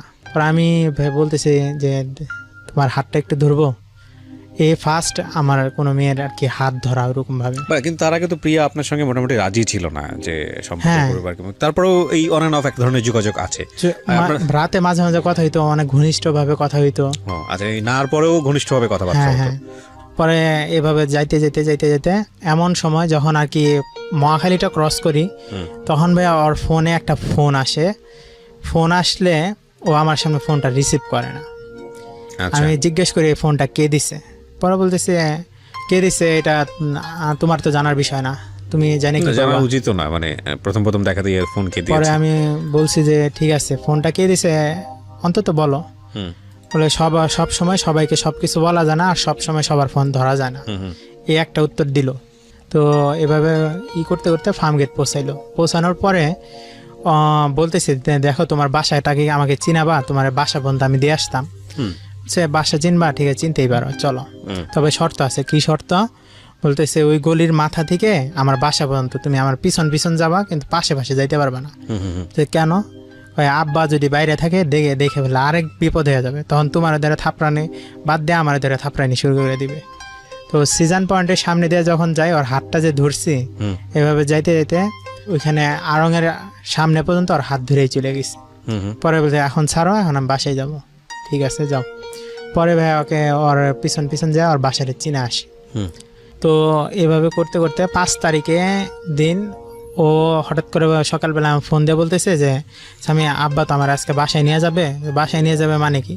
তোমার আব্বা কি আমার কথা টের পাইছে নাকি যে বাসায় নিয়ে যাবে? এরকম ভাবে বলতেছ যে না, এখানে আসছি তো এখানে অনেক কিছু জিনিসপত্র আনা হয় নাই, তো আব্বা এর জন্য বাসায় নিয়ে যাবে। আবার ওর ছোট একটা বোন আছে, ওই ছোট বোন তো ওকে নিয়ে আসবে, ও ই করবে। আচ্ছা ঠিক আছে, বাসায় যাবা তাইলে তোমার তো বাসায় যা কয়দিন থাকো, তোমার তো দেখতে পারবো না, তাহলে তোমার একটু দেখতে মন চাইতেছে, কি করবো? চলে আসো। পরে আমি গেলাম, ওই ফার্ম গেট গেলাম। যাওয়ার পরে অনেকক্ষণ দাঁড়ায় রয়েছি, আসে না। পরেও কি করলো, তাড়াতাড়ি আসলো, আর বাবার পিছন পিছন আসলো। পরে যখন বাসে উঠবে তো তখন ও আমার ইশারা দিল যে তুমিও বাসে আসো। আচ্ছা ভাই আমি ওর পিছন পিছন বাসে উঠলাম। ওর বাবা কি করলো, ওই পিছনের সিটে যায় বসলো, আর ও মহিলা সিটে বসলো। আমি কি করলাম, আমি আর ওই মহিলা সিটে তো আর বসতে পারি না, আমি ওর বাবার পিছনের সিটে বসলাম। বসা ইশারা করতেছি, অনেক ইশারা করতেছে। ও আর মানে ওর বাপরে চেক রাখে তারপর ইশারা দিতেছে। এবং ওখানে গিয়ে আপনি শুনতে পারেন, প্লিজ সাবস্ক্রাইব করতে ভুলবেন না, সাবস্ক্রাইব করার পরে নোটিফিকেশন বাটনটি অন করে নেবেন। ওকে, আমরা যেখানটায় ছিলাম তারপর তো পরের দিন সকালে ডিজাইনটা নিয়ে যাইতেছি। আমি কি করলাম, ওইটা নিয়ে ক্যাম্পাসে পৌঁছানোর পরে সাবমিট করার পরে একটু রিল্যাক্স পেলাম। এরপরে ও ফোন দিয়ে বলতেছে যে সামি তোমার সাথে কথা আছে। কি কথা? বলে আমার তো বিয়ে ঠিক হয়ে গেছে। বলে আজই বিয়ে ঠিক হয়েছে মানে তুমি আমার সাথে মস্কারি করতেছ? বলতেছে না, সত্যি সত্যি বিয়ে ঠিক হয়ে গেছে। কেমনে ঠিক হলো? তুমি তো গেলাই গতকাল, আর রাতেও তো তোমার সাথে আমার কথা হইলো, আর সকালবেলাও তো কথা হইলো, এমন তো কোনো কথা বলো নাই। বলতেছে কি যে আমি ঘুমাইছি, ঘুম থেকে উঠে দেখি ছেলে পক্ষ আমার দেখতে আসছে, তোমারে না জানে আসলো। হ্যাঁ আম্মা এখানে চালাকি করছে। আচ্ছা আচ্ছা ঠিক আছে, প্রিয়া এটা বলছে আপনাকে? হ্যাঁ বিয়ে ঠিক হইছে। ওকে, মানে ওকে চেন পরাই গেছে। ওকে, এটা নিয়ে আমি তো অনেক মানে খুব খারাপ লাগতেছে। কয়দিনের মধ্যে মানে ঘটনাটা কয়দিনের মধ্যে? এটা আপনাদের সাথে সম্পর্ক হওয়ার কয়দিনের মধ্যে? 1.5 মাস। 1.5 মাসের মধ্যেই ঘটনা। ওকে, তো আমি বললাম ঠিক আছে। তারপর আমি ওকে SMS করি, দেখো তোমার ছাড়া ভালো লাগে না, এই না সেই না, তোমার তো আমি অনেক ভালোবাসি, তুমি এক কাজ করো আমার সাথে থাইকা যাও। পরে ফোন দিয়া আমি বললাম, ও ফোনটা রিসিভ করে কিন্তু কোনো কথা বলে না, বাসায় তো কথা বলে না। পরে 2-3 দিন পার হয়ে গেল। 4 দিনের মাথায় আমি বললাম, ফোন না SMS বললাম যে ঠিক আছে বিয়ে করছো, সুখেও শান্তিতে থাকো, যে কয়দিনে যা হয়েছে সব ভুলা যাও। এটা আমি বললাম। তারপর ভাইয়া ও আসে ঢাকা ব্যাক করার একদিন পরে বলতেছে স্বামী তোমার সাথে আমার কথা আছে, একটু আসতে পারবা? তখন কিন্তু আমি ইন্টারনেটে ঢুকে পড়ছি অলরেডি। আচ্ছা, তো ওই দিন ভাইয়া আমার খুব ডিজাইনের একটা কাজ কি যে একটা নকশা আছে, নকশাটা তো আর মিস্ত্রিরা বসাইতে পারে না, পাজেল যেটা, সেটা আমি যেহেতু ড্রয়িং করছি আমার থেকে ভালো আর কেউ জানে না। তো ওই পাজেলটা আমি বসানো বাদ দিয়ে চলে গেছি। তো এর ভিতরে চলে যাওয়ার পর ওর সাথে দেখা করি। পরে বলতেছি আমি তোমার নিয়ে কোথায় যাবো বলো? সে তোমার নিয়ে কোথায় যাবো, আমার নিয়ে কোথায় যাবা মানে এখানে কথা বলো। না এখানে কথা বলা যাবে না, কোথাও বসে কথা বলতে হবে। আচ্ছা, পরে বলছে ঠিক আছে চলো, কোথায় বসবা? পরে বলতেছে যে চলো জিয়া উদ্যান যাই। তো ওখানে যা বসলাম, বসার পরে বলতেছে যে আমি অনেক কিছু চিন্তা করলাম, তোমার মন মানসিকতা অনেক ভালো, তুমি অনেক ভালো লাগছে তোমারে, আর বয়সটা ওটা কোনো ব্যাপার না। তো আমি অনেক কিছু চিন্তা করলাম, তোমার সাথে আমি থাকবো, কিন্তু অনেক কিছু ভাবনা যায়, আরো কিছু দেখতে হবে। ঠিক আছে দেখো, তুমি আমার দেখবা, এটাই স্বাভাবিক, জীবন তো আর খেলা না যে খেললাম পরে বাদ দিলাম। তবে আমি তোমার বইলা রাখি যে আমার সাথে কিন্তু কোনোভাবে কোনো ফ্লট করা যাবে না, যদি করো খবর আছে। ওকে, পরেও আপনি ওকে বললেন? হ্যাঁ, শাসাই দেওয়ার পরে যে ঠিক আছে আজকে থেকে আমরা রিলেশন খুব ভালো মতো কন্টিনিউ করব। তো আচ্ছা এখানে আমার একটা প্রশ্ন আছে, তোমার প্রশ্নটা আমি জিজ্ঞেস করি, বলো। আচ্ছা তোমার বাপ মা কি রাজি? মেয়েটা জিজ্ঞেস করছে না আপনি জিজ্ঞেস? আমি জিজ্ঞেস করতেছি রাজি তোমার কি এখন বিয়ে দিয়ে দিবে? সে বিয়ে দিয়ে দিবে মানে তুমি না আমার বললা যে তোমার বিয়ে ঠিক হয়ে গেছে, তোমার নাকি চেন পরাই গেছে। হাসতে হাসতে বলতেছে আমি তোমার মিথ্যা বলছি। মেয়েটা বলছে হ্যাঁ মেয়েটা বলতেছে মিথ্যা বলছো মানে কি মিথ্যা বলছো যে আমার কেউ দেখতে আসে নাই, তাহলে এরকম ভাবে আমার বলার মানেটা কি?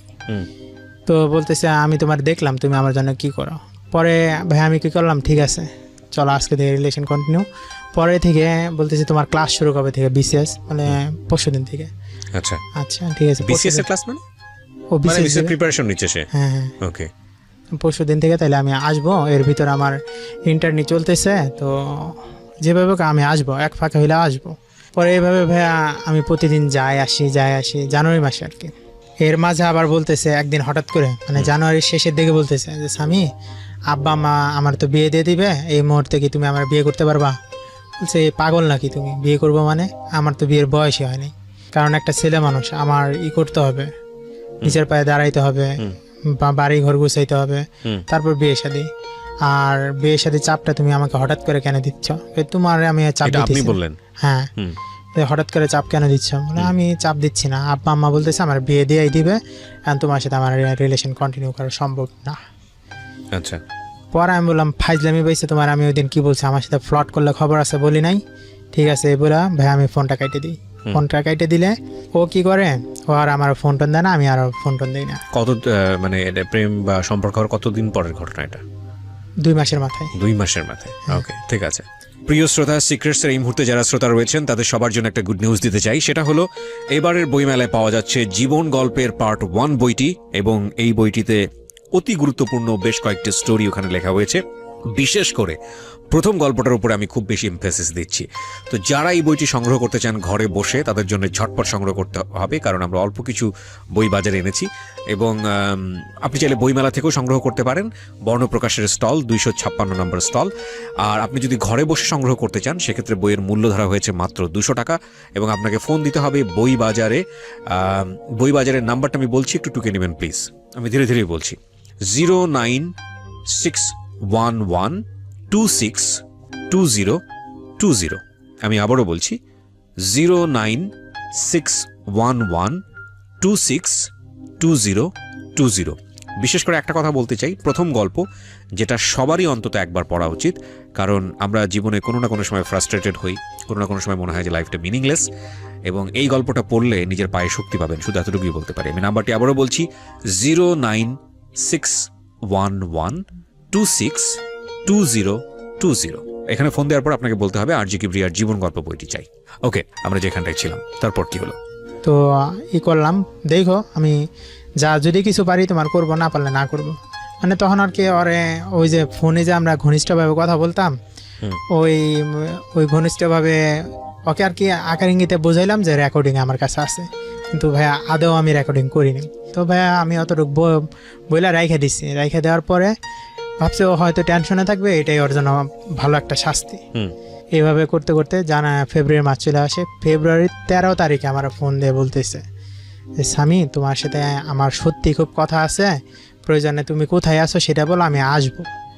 পরে ভাই আমি কি করলাম যে ঠিক আছে 14 তারিখ তো ভ্যালেন্টাইন ডে, ঠিক আছে তাহলে আসবো। তো ভাইয়া ওই দিন আবার অফিস খোলা, অফিস তো আর ওই দিন বন্ধ রাখবে না। ভাই আমি অ্যাবসেন্ট করলাম। তো যখন যাব তো আমার ফ্রেন্ড শান্ত তখনও ইন্টার্নির মাঝখানে আবার ঢাকায় আসে, তো ওকে নিয়ে আমি গেলাম প্রিয়ার সাথে দেখা করতে। তো ভাইয়া প্রথম ভ্যালেন্টাইন ডে তো আমি কি করলাম, 1 বক্স চকলেট কিনলাম, এতগুলা ফুল কিনলাম। কেনার পর ওর সাথে দেখা করতে যাবো, পরে সিজন পয়েন্টের সামনে যা ফোন দিলাম। পরে আসলো, পরে শান্তরে এর মাঝে আমি বলছি তুই চলে যা, কারণ ওর সাথে আমার অনেক কথা আছে, তুই থাকিস না। পরে বলছে হ্যাঁ ঠিকই তো, তগর মধ্যে আমি থাকে কি করবো, ঠিক আছে আমি আমার মতো ঘুরি, তুই তোরা ঘুর। পরে ওকে আমি নিয়ে আমি রিক্সায় করে ওই 7 রাস্তা হাতিরঝিল, আমাদের ক্যাম্পাসের পাশে হাতিঝিলটা, তো ওই দিকে নিয়ে গেলাম। নিয়ে যাওয়ার পরে বলতেছে বলো আজকে কি বলবা। পরে বলতেছে দেখো স্বামী আমি তোমার কোনোভাবেই মানতে পারতেছিলাম না মানে বলে তুমি বয়সে ছোটো, তারপরে তুমি এখনো বিয়ের একটা হয় নাই, আজকে যদি আমার বাবা মা বিয়ের প্রেশার দেয় তখন তুমি কি করবা। তো এই যাই না তোমার সাথে মিথ্যা কথা বলছি। ওরা বলছে প্রথমে মিথ্যা কথা বলছো, এটা পরীক্ষা করার জন্য এটা মাফ করে দেওয়া যায়, কিন্তু এবার মিথ্যা কথা তুমি কেন বলছো। পরে বলতেছে যে আমি বুঝি নাই, তোমার কাছে মাপ চাই, আসো আমরা রিলেশন কন্টিনিউ। এটা যখন আমি আবার না করি দেখি ও কান্না করে দিচ্ছে। পরে ভাই আমি কি করলাম যে মানে নিলাম, ঠিক আছে এই শেষবারের মতো তোমাকে মাফ করে দিলাম। তবে ওই দিন থেকে আমাদের রিলেশনটা সামনের দিকে আরো ঘনিষ্ঠভাবে আগাইতে থাকে। ওকে। মানে এমন কিছু কথা থাকে না, হাজব্যান্ড ওয়াইফ দূরে থাকলে যেরকম কথা হয় ওরকম কথাগুলো হইতেছে। তো এইভাবে করতে করতে করতে করতে একটা সময় রিলেশন এইভাবে কন্টিনিউ হইতে থাকে। এর মাঝে একটা মাস পরে খেয়াল করি কি যে ওকে নিয়ে তো আমি প্রতিদিনই বের হই। বের হইলে ও আর আমি বসে রয়েছি, এমন সময় ওর ফোনে ফোন আসছে। আচ্ছা। ফোন নাম্বারটা SAN দিয়ে সেভ করা, সান দিয়ে সেভ করা। পরে বললাম কে প্রতিদিনই ফোন দেয়, তুমি আমার সাথে রিসিভ করো না, ফোন নাম্বারটা কার? পরে বলতেছে স্বামী আমি তোমার বলি রাগ করবা না, হাসান ফোন দেয়। হাসান ফোন দেয় মানে কি? তুমি না আমরা বলছো 17 সালের মাঝামাঝি তোমার রিলেশন শেষ, এখন কেন ফোন দেয়? এটা নিয়ে আমি চিল্লাচিল্লি শুরু করে দিলাম। পরে বলতেছে দেখো ও তো ফোন দেয়, আমি তো কথা বলি না। কথা বলো না ঠিক আছে, আমার সামনে ধরো না ঠিক আছে, তো আমি আর এটা বললাম না যে তুমি আমার আনপ্রেজেন্টে তো ফোনটা ধরো, এটা আমি বললাম না, কারণ একটা মানুষকে সরাসরি এভাবে হিট করা ঠিক না, যেটা আমার মনে হইলো।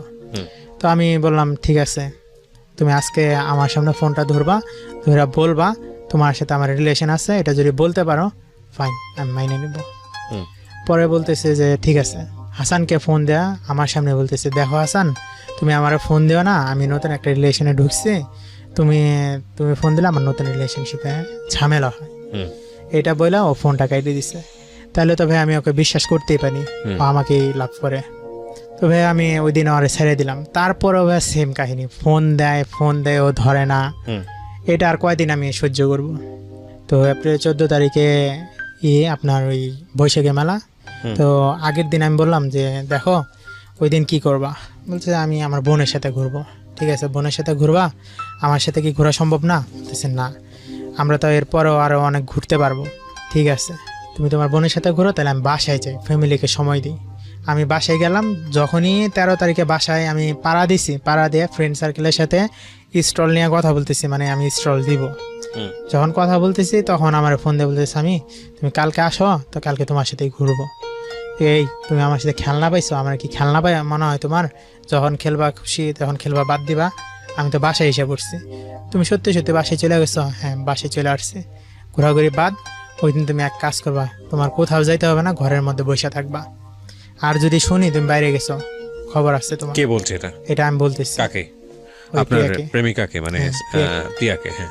পরেও আমার কমিটমেন্ট করলো বাইরে যাবে না। তো পরের দিন স্টল দিলাম। স্টলে ব্যস্ত থাকার কারণে ফেসবুকে আমি আর ঢুকতে পারিনি। তো তার 2 দিন পরে, তখন আমি বাসায়, 2 দিন পরে দেখি প্রিয়া ফেসবুকে একটা শাড়ি পরার ছবি দিছে। এই তো দেখে আমার মাথা নষ্ট, ও তো বের হবে না, তো যদি বের না হয় তাহলে এই শাড়ি কেন পরলো? তো এটা পরে ও কার সাথে বের হয়েছে, এই তো ফোন দিছে। ফোন দেওয়ার পরে বলতেছি যে তুমি আমার সাথে ফ্লট করলা কেন, তুমি বাইরে বেরোবে না, তুমি বের হয়েছো কেন? পরে বলছে কি করবো, আমার ফ্রেন্ডগুলো আসে আমার এত জোরাজুরি করলো, না বের হয়ে পারলাম না, সরি। তো আমি আর ওইটাই করলাম না, ধৈরা বসে থাকলাম না। দেখি কন্টিনিউ আবার ঢাকায় ব্যাক করলাম। ঢাকা ব্যাক করে এভাবে দেখি মাঝে মাঝে হাসানের ফোন ও ধরে না, মাঝে মাঝে ধৈরা না করে। তো আমি ওকে বললাম যে দেখো তুমি, হাসান যে তোমাকে এত কন্টিনিউয়াস ফোন দেয় এই বিষয়টা আমার ভালো লাগতেছে না। পরে বলতেছে যে দেখো তুমি এই হাসানের বিষয়টা কেন এমন করতেছো? হাসানকে তো আমি নাই করছি, তারপরে ফোন দেয়, খোঁজ খবর নেয়, এটা তো দোষের আমি কিছু দেখি না। আমাদের দোষের অদোষের কোনো কথা নাই এখানে। ও ফোন দিতে পারবে না, আর ও ফোন দিলে তুমি ওর সাথে কথা বলো, আমি চলে যাই। পরে বলতেছে না এটা কি কখনো হয় নাকি? আমি হাসানের সাথে নতুনকে অ্যাড হওয়ার জন্য কি রিলেশন বাদ দিয়েছিলাম? তাহলে তুমি আর এরপর থেকে কথা বলতে পারবে না, কমিটমেন্ট করো আজকে। পরে বলছে ঠিক আছে কমিটমেন্ট করলাম। আমার কাছে বলো, ও বললো যে হ্যাঁ কথা বলবে না। পরে কিছুক্ষণ চুপ থাকার পরে ও আমাকে বলতেছে যে স্বামী তোমাকে আমি আরেকটা কথা বলবো, এটা কথা শুনলে তুমি বুঝতে পারবা। কি বুঝতে পারবো? হাসানের সাথে আমার রিলেশন ব্রেকআপের কারণ কি। ওকে। কারণ আপনি কখনো জিজ্ঞেস করেননি এর আগে ওকে? এর আগে জিজ্ঞেস করলেও ওরকম ভাবে করি নাই। মানে জোর বলছে আচ্ছা হাসান তোমার ছেড়ে দিছে কেন? দিছে কোন এক কারণে, আমি আর জোর করিনি। পরে বলতেছে যে তুমি এই হাসানের ব্যাপারটা নিয়ে তুমি এমন করতেছো, আরেকটা কথা শুনলে তো এবারে চুপ হয়ে গেল। আমি যে বললাম যে তোমার আর হাসানের ব্রেকআপের কারণ কি, আজকে আমার খুলে বলো তো। ওরা বলতেছে যে ঠিক আছে বলতে পারি, তবে শর্ত। কি শর্ত? এত শর্ত দাও কেন? কি শর্ত বলে হলো? বলে তুমি আমার ছেড়ে চলে যেতে পারবে না। ঠিক আছে ছেড়ে চলে যাবো না, কথা দিলাম। পরে বলতেছে যে আমি রূপ নামে একটা ছেলের সাথে আমার সম্পর্ক ঠিক ওরকম না, তো পরিচয় হয়েছিল। আচ্ছা, রূপ নামে পরিচয় হয়েছিল, এর আগে হাসানের কথা বললা, আবার রূপ আসলো কোত্থেকে বলো তো? পরে বলতেছে যে দেখো, যখন আমি 8-9-এ পড়ি তখন বাংলাদেশে প্রথম মোবাইল ঘরে ঘরে ঢুকা শুরু করে। তখন আমার মা একটা ফোন কিনে, তখন ওই 9-10-এ পড়ে গেমস খেলতাম আর রং নাম্বারে মিস কল মারতাম। তো ওইভাবে মিস কল মারছি, তো হঠাৎ ওই এক সময় ফোন আসলে ওইভাবে রূপের সাথে আমার পরিচয়। আমি আর ডিটেল শুনলাম না যে কয়দিন ফোন দিছো না দিছো। তো এখন রূপ নিয়ে কি হয়েছে সেটা বলো। পরে বলে দেখো, রূপ নিয়ে আমার জীবনে অনেক কিছু ঘটে গেছে যেটা শুনলে তুমি সহ্য করতে পারবে না। না বলো, আমি সহ্য করতে পারবো, বলো। পরে বলতেছে যে রূপ আমার সাথে 8-9-10 এই 3 বছর ওর সাথে আমার একবার 2বার কথা হয়েছে, একবার দেখা হয়েছে স্কুলের সামনে, একবার দেখা আর 2বার কথা হয়েছে। আর হচ্ছে, এবং ওখানে গিয়ে আপনি শুনতে পারেন। প্লিজ সাবস্ক্রাইব করতে ভুলবেন না, সাবস্ক্রাইব করার পরে নোটিফিকেশন বাটনটি অন করে নেবেন। ওকে, আমরা যেখানটায় ছিলাম তারপর পরে বলতেছে রূপ তখন হাসানের সাথে তখন আমার রিলেশন। রূপ একদিন ফোন করে বলতেছে দেখা করতে। আচ্ছা, দেখা করতে বলছে, তুমি দেখা করতে গেছো? আগে শুনো তারপর বলি। আচ্ছা বলো। পরে বলতেছে যে দেখা করতে বলছে। রূপের কথা তখন আমি হাসানরে বলি নাই। তো রূপ আমার যেহেতু দেখা করতে বলছে, আমি উত্তরা হাউস বিল্ডিং গেছি দেখা করতে। তো ওইখানে রূপের সাথে দেখা হয়, রূপ আমার একটা আইসক্রিম কিনে দেয়।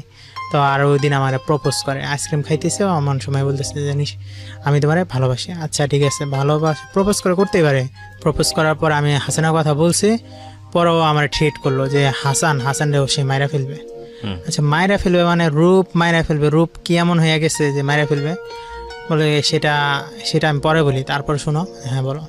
বলতেছে যে রূপ এভাবে আমার মাঝে মাঝে ফোন দেয়, এটা আবার হাসান একটা সময় ধরতে পারে। রূপ নামে একটা ছেলের সাথে আমি কথা বলি, এভাবে রূপের সাথে কথা হইতো, কিন্তু আমি কি করতাম, ফোনটা রিসিভ করে ফালায় রাখতাম। পরে বলতেছে যে এভাবে আমাদের চলতে থাকলে এক বই মেলা আসে, তখন বই মেলায় আমি ঘুরতে আসলে রূপ একদিন আমার তো ফলো করতেছে। এর মাঝে আমি হাসানের সাথে কি কথা বলি না বলি, কি কোথায় যায় না যাই, রূপ এগুলো ইনফরমেশন পাইতেছে। বইমেলা থেকে আসার সময় রূপের সাথে আমার ওই টঙ্গির পর একটা আছে স্টপিজের নাম, সেটা ঠিক খেয়াল নেই আমার। ওইখানে আমার এক ফ্রেন্ড আমাকে গাড়ি দিয়ে নামাই দিছে। তো নামাই দেওয়া আমার ফ্রেন্ড যখন গাড়ি নিয়ে চলে গেছে, ওই চলে যাওয়ার সময় তখন আমার বাই দিয়ে গেছে। তারপরে পিছন থেকে রূপ আইসে আমার মাথায় টুকা দিছে। পিছনে তাকাই দেখি রূপ। বলতেছে কি ব্যাপার রূপ, তুমি এখানে? হ্যাঁ, তোমার সাথে দেখা করতে আসলাম। পরে বলতেছে আমি এখানে, তুমি কিভাবে জানো? বলছে জানি, তোমার সাথে কথা আছে। কি কথা? পরে বলতেছে এভাবে এক কথায় দুই কথাই এভাবে চলতে ও আমার জানি কথার মাঝে হারায়া ও আমাকে কোথায় জানি একটা নির্জন একটা জায়গা নিয়ে গেছে। ওই জায়গাটা একটা ঘর আছে, ঘরটা তাও ভাঙাচোরা ঘর, ওইখানে নিয়ে গেছে। পরে বলতেছে ওই জায়গায় নিয়ে যাওয়ার পরে ও বলতেছে যে হাসানের সাথে রিলেশন বাদ দিতে, এইভাবে আমাকে জোর করতেছে। ও এক প্রকারে এরকম চাপ দেওয়ার পর আমি বলছি যে না, আমি হাসানটা ছাড়া চলে আসতে পারবো না। যখন আমি রাজি হয় না, তখন ও আমার বলে আজকে যে তোরে আমি যদি এখানে রেপ করি, তাহলে কি তোর হাসান তোরে গ্রহণ করবে? আর এটা যদি আমি ভিডিও করে হাসানের কাছে দিই, গ্রহণ করবে? পরে বলতেছে হ্যাঁ গ্রহণ করবে, তুই আমার কিছুই করতে পারবি না। পরে ওই ছেলে রূপ নামে যে ছেলেটা, ওকে যেভাবে হোক ধৈর্য বাইন্দা মুখ টুক আটকে নাকি রেপ করছে। এই তো এটা শোনার পরে আমি মানে থমকে গেলাম, কি বললো এটা। পরে এতটুকুই বললাম যে নিশা, তুমি যা বলছো শুনছি, তো তোমার এই বিষয়ে আমার কথাটা আমার ভালো লাগতো না, তুমি তোমার বাসায় দিয়ে আমি আমার বাসায় যাবো, আমার আর ভালো লাগতেছে না। এই কথা বইলা আমি ওকে দিয়া আমার ভাইয়া তখন আর কি বিশ্বাস হইতেছে না, মনে হইতেছে প্রিয়া মনে আমার সাথে ফল করতেছে। একটা মেয়ে এরকম হইছে, তারপর ওই মেয়েটা টিকা আছে কিভাবে সমাজে, এটা আমার মনে প্রশ্ন।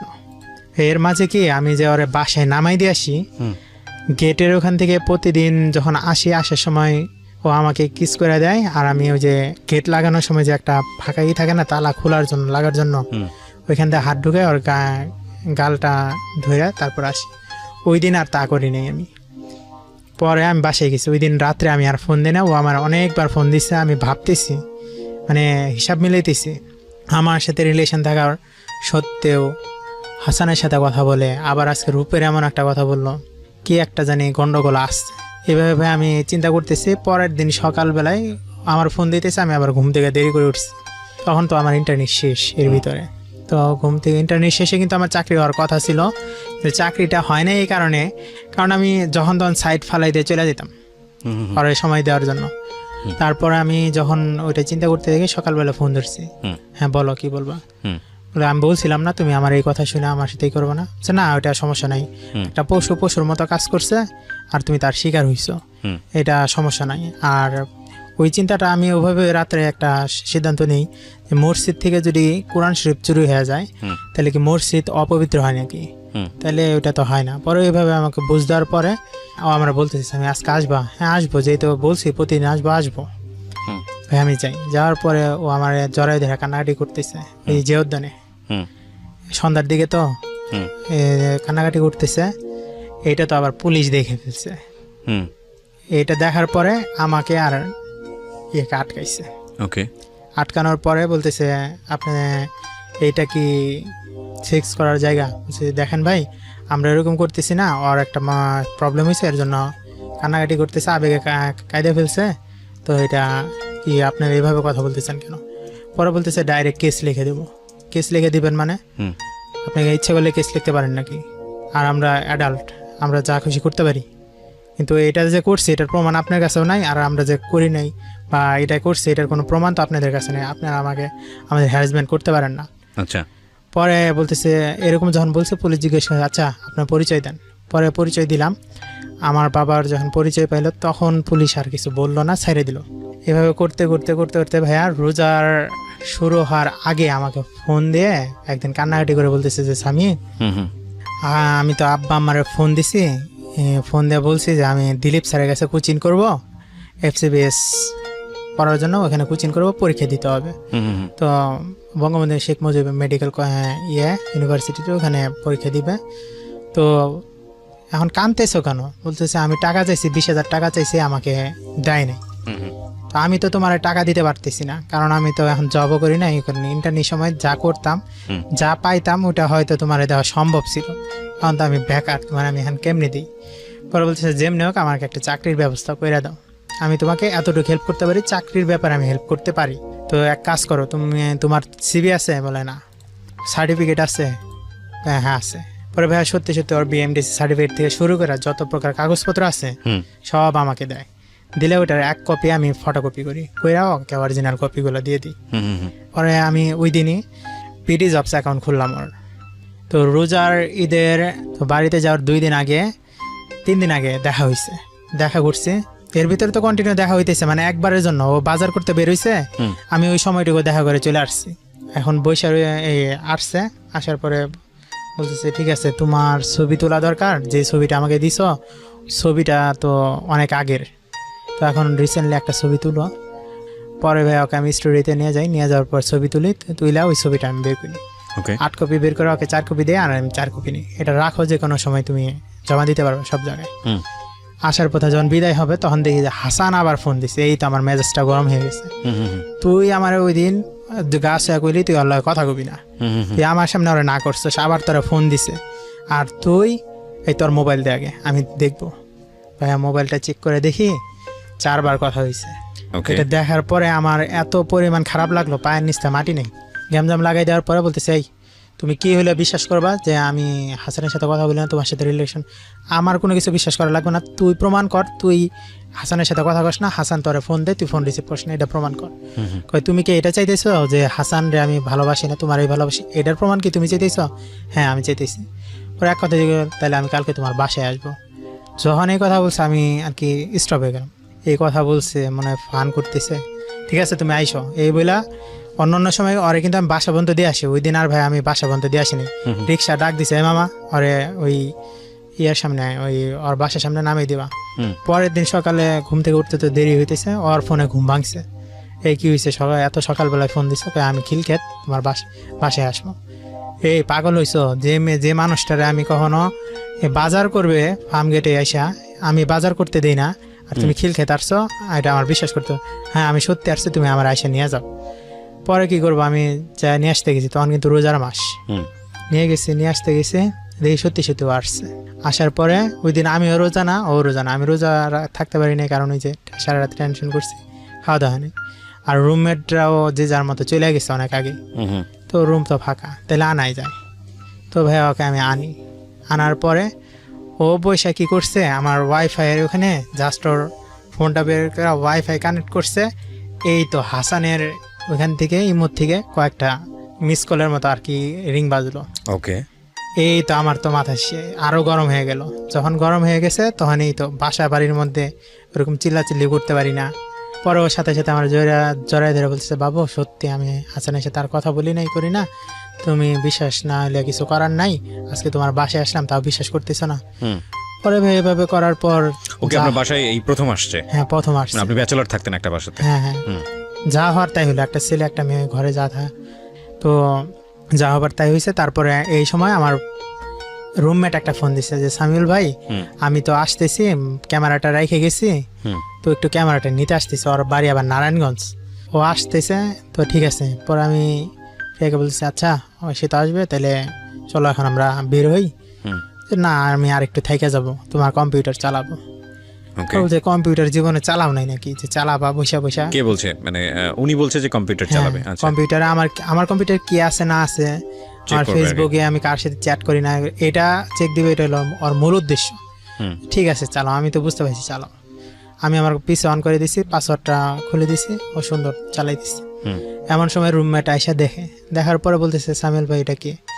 কে বলতেছে আমি ওর বউ। এই তোমার সাথে আমার বিয়ে হয়েছে যে বউ বলতেছ? হয় নাই, হবে। এভাবে একটা কথা বললো। ঠিক আছে ভালো কথা, হবে। পরে পরিচয় করাই দিছি। তারপরে বিকালবেলা ইফতারের আগ দিয়ে বের হয়েছি, তখন ওকে নিয়ে আমি রাজুকে যাই ইফতার করার জন্য, প্লাস কিছু কেনাকাটার করার জন্য। বাসায় যাবে তো অর্নামেন্টস হিসেবে তো কিছু কিনে দিতে হয়, মানে ঈদের গিফট। তো আমি ওকে গিফট কিনে দিলাম। ও এখন ওকে বাসায় দিয়ে আসবো। তো ভাইয়া আমি ওকে বাসায় দিয়ে আসছি, তারপরের দিন চলে যাবে। আমি কি করলাম, ওর ফোনটা নিচে, আচ্ছা দাঁড়াও হাসানের ইটা আমি করব, মানে ইটা চেক দেবো। তুমি আর বিশ্বাস করো না? বিশ্বাস অবিশ্বাসের কথা না, আমি চেক দেবো, আর আইডি আমি নিজের হাতে ব্লক করে দিব। ঠিক আছে দাও। ভাই আমি ওর ফোনটা নিয়ে চ্যাট হিস্ট্রিতে গেলাম, কিচ্ছু নাই। তাহলে তো ওকে আমি আর কোনোভাবে অবিশ্বাস করতে পারি না। ঠিক আছে, সুন্দর মতো আমি ব্লক মেরে দিলাম। ব্লক মেরে দেওয়ার পরে তো ওকে রেখে আসছি। রোজার যে বাসায় গেছে তার পরের দিন ইন্টারন্যাশনাল মেডিকেল কলেজ থেকে ওকে ফোন দেওয়া হয়েছে যে আপনি অ্যাপ্লিকেশন করছেন, তো এখান থেকে মেডিকেল অফিসার লাগবে আমাদের, আপনার ইন্টারভিউ আছে, আসেন। পরে আমি কি করলাম যে ঠিক আছে, তোমাকে যেহেতু ফোন দিছে, ঈদের পরের একদিন পরে তুমি চলে আইসো, পরে আমরা যা দেখা করব। ওই দিন ভাইয়া আমারও একটা এক্সাম থাকে, মানে ওই ডিপ্লোমা পড়াকালীন আমার একটা রেফার্ড পরীক্ষা থাকে, কারণ একটা 5th সেমিস্টার আমি একটা সাবজেক্ট ক্রস খাই, রেফার্ড পরীক্ষা, আর এদিকে ওর চাকরি ইন্টারভিউ। তো রেফার তো আমি এর পরেও দিতে পারবো, সমস্যা নেই। তাহলে ওকে চাকরি ইন্টারভিউতে নিয়ে যাই। মেয়েটা যখন FCBS পড়বে তাহলে ওকে হেল্পটা করি। তো বাসে উঠছে, বাসে উঠা বলছে রাতে তো তোমার মনে ঘুমায় নাই, তো এক কাজ করো তুমি ঘুমাও। ভাই আমার মনটা জানি ক্যান বাড়িয়ে দিছে, ঈদের একটা দিন হাসান তোরা ফোন দেওয়ার কথা, যেহেতু এমনি রেগুলার দেয়, হাসানের সাথে ফোন দেওয়ার কথা। তো এই হিসেবে আমি বাড়ি দিয়ে নিছি, ও ফোনটা দিচ্ছে। তো ফোন দেওয়ার পরে ও যখন আমি ক্যান্ডি ক্লাস গেমটা খেলতেছি, হঠাৎ করে আমি যখন খেয়াল করলাম ও ঘুমাই গেছে, তখন ভাই আমি ইমোটা চেক দিলাম। ইমোটা চেক দেয়া এত বাজে পরিমাণে চ্যাট দেখলাম যেটা বলার মতো না হাসানের সাথে। ভাই ওর প্রতি তখন এত ঘৃণা ধরে গেছে, ওর মাথাটা এরকম ধাক্কা দিছে, তুই আমার পাশে বসবি না, তুই উঠ, আমি ওই পাশে যাই বসুম, তুই এই পাশে বসবি। আর এই পাশে রেখে আমি ওই পাশে চলে গেছি। কেন এরকম করতেছেন জিজ্ঞেস করতেছেন নাকি বুঝে গেছে যে আপনি? বুঝে গেছে যে ইমোটা তো এই করে আমি হাতে নিয়ে, আর ফোনটাও আর হাতে দিতেছি না। ওই ছোট ফোনটা নিয়ে আমি সরাসরি ডাইরেক্ট হাসানরে ফোন দিছি। হাসানরে ফোন দিয়ে যখন জিজ্ঞেস করি, হাসান কিছু বলে না, আমাকে এক কথায় আটকাই দিল, তুমি বলার কে, যা করার ওটা আমি প্রিয়ার সাথে করছি, তুমি কে, তোমার চিনি, আর তোমার ওর ফোন তোমার হাতে কেন? তো আমি বলছি যে এরকম যে করছ, তোদেরকে এখনো রিলেশন আছে? কেন না, রিলেশন নেই। এমন করলি কেন? আমার ইচ্ছা। এরকম যখন বলছে তখন আমি আর হাসানের সাথে কোনো কথাই বলিনি, ফোনটা রেখে। হাসানের সাথে যে এগুলা করছস, ক্যান করছস, তাহলে তুই আমার সাথে এতদিন ধরে ফাইজলামি ক্যান করলি? পরে বলতেছে যে আমি কোনো ফাইজলামি করি নাই, ও বলছে আমি অন্য কিছু করি নাই। এমন সময় পিছ থেকে জড়াই ধরে বলতেছে আমি আমার ভুলে গেছে, এরকম ভুল করা আমার উচিত হয় নাই, আমি এই ভুল আর হবে না, আর যা হয়েছে এটা তো আর আমার অপরিচিত কিছু না, ওর সাথে আমার 6টা বছর রিলেশন ছিল। এরকম যখন কথা বলা করছে ভাই, আমি তারপরেও মানিনি, আমি রিলেশন রাখবো না। খালি কী করছে, ও সরাসরি আমার পায়ে ধরে ফুটছে, আমি আমার ভুল হয়েছে, আমি এটা করবো না, মাফ করে দাও। পরে অনেক ছেলে মেয়ে আয়সা বলতেছে ভাই আপনাদের ভিতরে কী হয়েছে জানি না, তবে যাই হোক মিউচুয়াল করে ফেলেন, এটাই ভালো। তো এইভাবে যখন হইলো, তো ওকে আমি মাফ করে দেয়া, ওকে আমি আবার নতুন করে মাইনে নিলাম। মাইনে নেওয়ার পরে এভাবে রিলেশন কন্টিনিউ হইতেছে। এর 7 দিন পরে ভাই জব হয়, জবের ইন্টারভিউ দিতে আমি নিয়ে যাই। ওর জবটা ইন্টারভিউ দেওয়া আসার পরে সন্ধ্যার ভিতরে ওকে ফোন দেওয়া হয় যে ওর জব হয়ে গেছে। পরের দিন ফার্স্ট অফিস, তো আমি কি করলাম, একটা ফ্রেন্ডের কাছ থেকে আমি কিছু টাকা লোন নিলাম। লোন নিয়ে ওকে সুন্দর মতো গুছাই গেছে দেওয়ার জন্য যা যা লাগে আমি গুছাইলাম, মানে ওকে একটা জায়গায় দিয়ে আসবো, ই করবো। আর এদিকে তো আমার পকেটে টাকা নেই। তো আমি পরের দিন ওর বাসায় সেই আগের মতো ফজরের নামাজ পড়ে বেরোইছি। বেরোয় ওকে নিয়ে ডায়ালাইসিস সেন্টারে যায়, ওকে আমি বসাইছি। বসে নিজে বসে থাকছি প্রথম 3 দিন, নিজে বসে থাকা ওকে আমি অফিস করাইছি ফুল টাইম। তো 16 দিনের মাথা থেকে বলি যে দেখো এখন তো তুমি বুঝা গেছো কই কি না কি করতে হয়, তো একটু কষ্ট করো, আমিও একটু চাকরি বাকরির চেষ্টা করি। 16 দিনের মাথা থেকে যখন ওকে দিয়ে আসা নিয়ে আসা বাদ দিই, তখন দেখি আস্তে আস্তে ও জানি আমার সাথে কথা বলা কমায় দেয়, সব কিছু কমায় দেয়। আবার ওর ফোন বন্ধ পাই। তো এইভাবে করতে করতে করতে করতে আমি একটা সময় বুঝা যাই যে ও হয়তো নতুন কোনো নাম্বার নিচ্ছে, আর এর ভিতর ওর স্যালারি হয়েছে। কিছুদিন পরে বলতেছে স্বামী বৃহস্পতিবার দিন তুমি আমার ফোন দিও না, আম্মা আসবো, আম্মা আসলে তো জানো কথা বলতে পছন্দ করে না। আমার মনে সন্দেহ ঢুকলো ওর আম্মা আসবে, আচ্ছা আসতেই পারে, যাই হোক ওই বৃহস্পতিবার আমি ফোন দিইনি। শুক্রবার দিন সকালে ওকে আমি ফোন দিছি, ও ফোন রিসিভ করে দেয়, আমি বাইরে আসি, আম্মার সাথে বাইরে। ওর মা তো কখনো ওর নিয়ে বাইরে যায় না, এটা আমার মনে প্রশ্ন। আমি কি করলাম, ওর ছোট বোনকে মেসেজ করলাম যে আপু তুমি কই, আন্টি কই? আমি গোপালপুর। আন্টি কই বাসায়? কোন বাসায়? ঢাকা না গোপালপুর? আমি আম্মা দুইজনে বাসায়। এই তো আমার সাথে মিথ্যা কথা বলছে।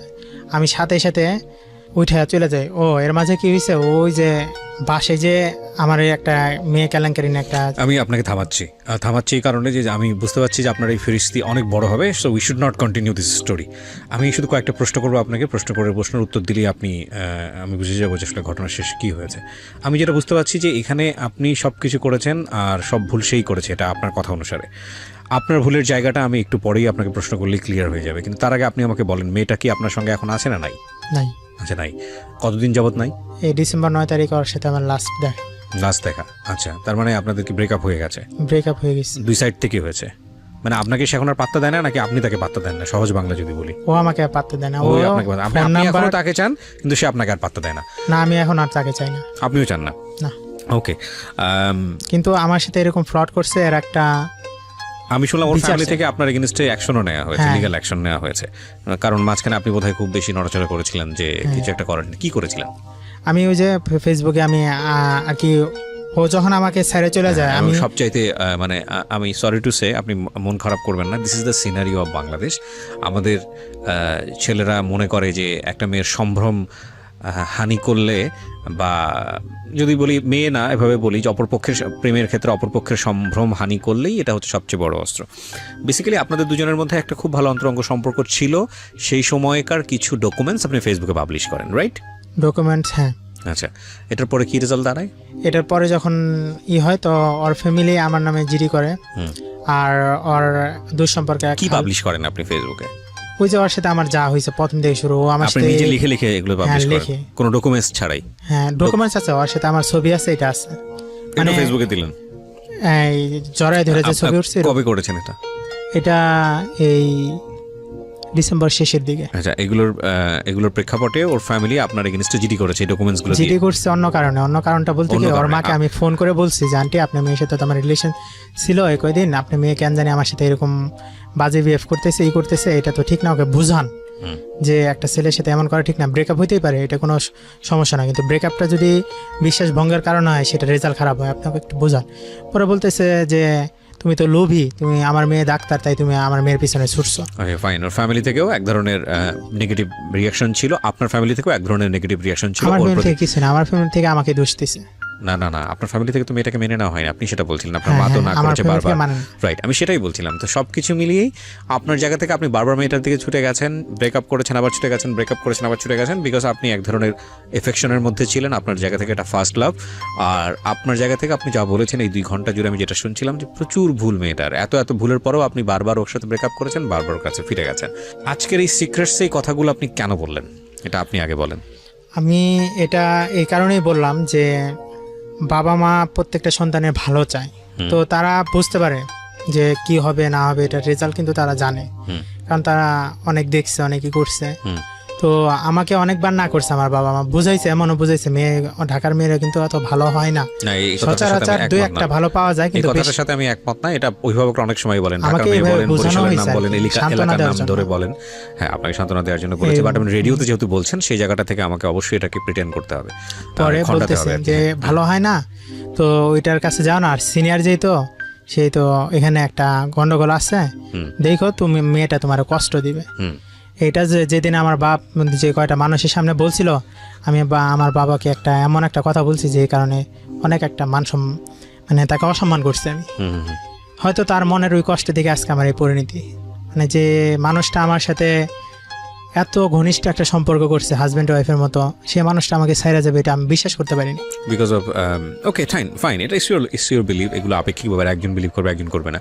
বাট আমি একটা জিনিস যেটা বলি, এখানকার আজকের সবচেয়ে বড় সিক্রেটসের 2টো জিনিস। একটা হচ্ছে যে 1 বছরের সম্পর্কের মধ্যে আপনাদের মধ্যে এত কিছু হয়ে গেছে, এটা কি আসলে আমরা আমাদের অস্থির একটা সময় সম্পর্কের জায়গাটা থেকে, মানে সব কিছু অনেক বেশি ইজি অ্যাক্সেস করা যায় বলেই কি আমরা এরকম একটা সম্পর্কের মধ্যে চলে যাচ্ছি কিনা, এটা নিয়েও একটু কথা বলার আছে, এক। আর 2 নম্বর যেটা, সেটা হলো যে আপনি যে কাজটা করলেন ফেসবুকে ওর সম্পর্কে বলে, ওর সম্পর্কে জানান দিয়ে দেওয়া, এটা করা ওটা করা, আমার সঙ্গে আমার এটা ছিল এটা ছিল এটা ছিল, আমার ধারণা যে আপনি যখন এই কাজটা করেছেন খুব প্ল্যান করে করেন নাই, উগ্র মস্তিষ্কে মাথা গরম ছিল, ধাম করে ফেলেছেন।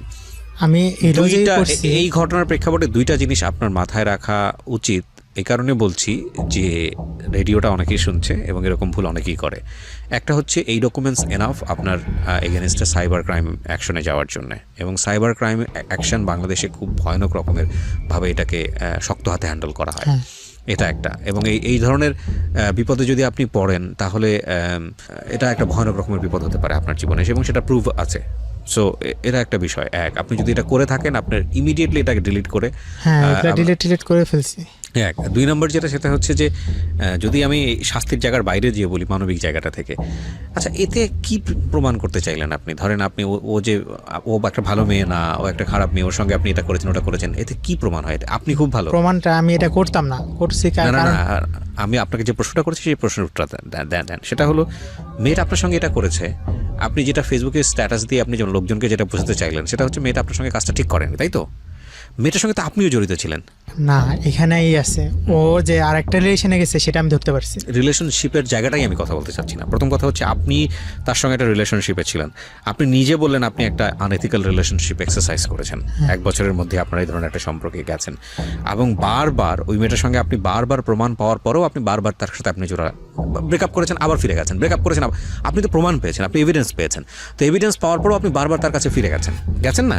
তো যাওয়ার পরে যখন মেয়েটা আপনার কাছ থেকে সরেই গেল, মেয়েটা আপনার কাছ থেকে সরেই যাচ্ছে, এত প্রমাণ পাওয়ার পরেও, এটা তো অবাক হওয়ার কিছু না। এমন যদি হতো 1 বছর আপনার সঙ্গে খুবই স্মুথ একটা রিলেশনশিপ মেনটেন করেছে, বিয়ে হওয়ার কথা কালকে, আগের রাতে মেয়ে ভেঙে গেছে, আপনি কিছু জানতেনই না, তাহলেও একটা কষ্টের বিষয় আসে। তারপরও আমি বলবো না এই ধরনের অপরাধ করতে, কিন্তু সেরকম তো ছিল না। 3 মাসের মধ্যে আপনি প্রমাণ পাচ্ছেন যে মেয়েটা আপনার সাথে এরকম করতেছে, 6 মাসে গিয়ে আপনি প্রমাণ পাচ্ছেন এরকম, বিয়ের আগে আপনার সঙ্গে এরকম একটা সম্পর্ক, তারপরে একের পর এক আপনি প্রমাণ পাচ্ছেন। প্রমাণ পাওয়ার পরে মেয়েরা যখন আপনার কাছ থেকে সরে গেল, এতগুলো খারাপ আচরণ আপনার জায়গা থেকেও ছিল, তখন তো অবাক হওয়ার কিছু নেই। আমার প্রসঙ্গ সেখান থেকেই যে এই অবস্থায় কেন আপনি ফেসবুকে এরকম একটা স্ট্যাটাস দিয়ে বা কিছু করে লোকজনকে জানালেন, কেন জানালেন?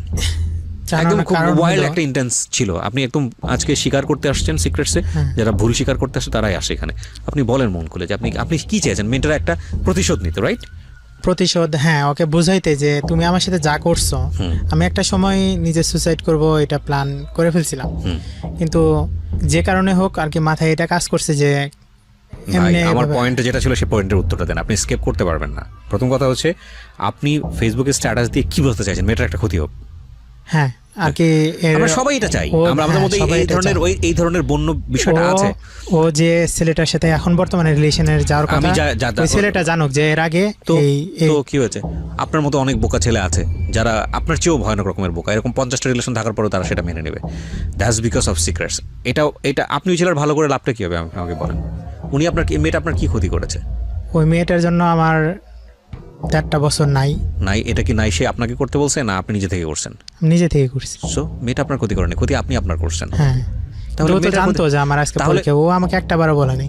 মেয়েটা এক্স্যাক্টলি একটাবারও বলে নাই, তারপর তো আপনার সঙ্গে লেগেছিলেন। আপনি যেটা বুঝতেন যে একটাবারও বলতেছে না, সুতরাং মেয়েটা আপনার জন্য পারফেক্ট না, তারপর আপনি তার মেয়েটার সাথে লেগেছিলেন, তাহলে তো ভুলটা আপনার। হ্যাঁ, ভুলটা আমার, এখানেই তো ভুল। যে তাহলে আপনার ভুল থাকা অবস্থায় আপনি মেয়েটার কেন ক্ষতি করবেন? আমার পয়েন্টটাতে আসেন, লজিকে আসেন। আপনি যখন বুঝতেছেন ভুলটা আপনার, তাহলে মেয়েটার আপনি ক্ষতি কেন করবেন?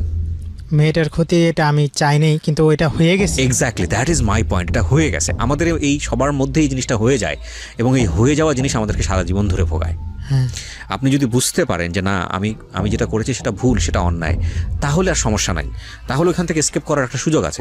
কিন্তু আপনি যদি বুঝতে না পারেন যে আপনি যে কাজটা করছেন সেটা অন্যায় না, এটা ভুল এবং এটা রাইট, তাহলে আপনি ভুলটা বারবার, এক্স্যাক্টলি আমি সেটা সেই পয়েন্টেই নক করছিলাম, এটা অন্যায় এবং এই অন্যায়টা করা উচিত না। আপাত দৃষ্টিতে মনে হতে পারে আপনি অনেক কিছু এক্সপেক্ট করেছিলেন তার কাছ থেকে, আপনি পান নাই, সুতরাং আপনি মেয়েটার লাইফটা হেল্প করে দেবেন। This is not the solution. প্রথম কথা হচ্ছে যে এগুলো ইমোশন থেকে আসে। আপনি যে ইমোশনটা নিয়ে আপনি তাকে ভালোবাসছেন, সেই ইমোশনটাই কিন্তু মানুষকে অনেক ভয়াবহ রকমের খুনি বানায়, ক্রোধের মধ্যে নিয়ে যায়। ইমোশন একটাই, রূপটা আলাদা দুইটা। তো আমার জায়গা থেকে আমি যেটা বুঝতে পারি সেটা হচ্ছে যে এই ক্ষতিটা করে আসলে লাভ হয় না। আর দ্বিতীয়ত সেটা হলো যে আপনি যখন এই ফেসবুকে স্ট্যাটাস দিচ্ছেন, এই স্ট্যাটাসটা এটা আপনার জন্য ক্ষতি। কেন ক্ষতি আমি বলি, এটা হচ্ছে লিগালি ক্ষতি, আর একটা হচ্ছে যে এই স্ট্যাটাসটা পরে দুনিয়ার একটা ছেলে কিংবা একটা মেয়েও মনে করবে না যে আপনি খুব ভালো ছেলে। হ্যাঁ, সেটাই হয়েছে। ফেসবুকটা আমি একেবারেই এই ফেসবুকটা বাংলাদেশে যেভাবে এক্সারসাইজ করা হয়, এটার আমি ঘোর বিরোধী ব্যক্তিগতভাবে।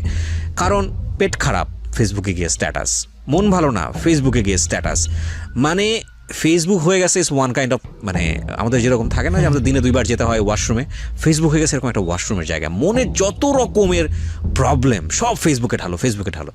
অথচ আমি একটাবারের জন্য চিন্তা করছি না যে আমি ফেসবুকে যখন একটা জিনিস লিখছি সেটা আমার থাকছে না, সেটা হয়ে যাচ্ছে কোটি কোটি মানুষের, লক্ষ লক্ষ মানুষের। কারণ ইন্টারনেটে একবার জিনিস যেটা যায় সেটা কখনো আর ফিরে আসে না। এটা তখন গুলির মতো, বন্দুক থেকে যখন গুলি বের হয়ে যায়, এটা বের হয়ে গেছে, এটা কখনো রিটার্ন আসে না।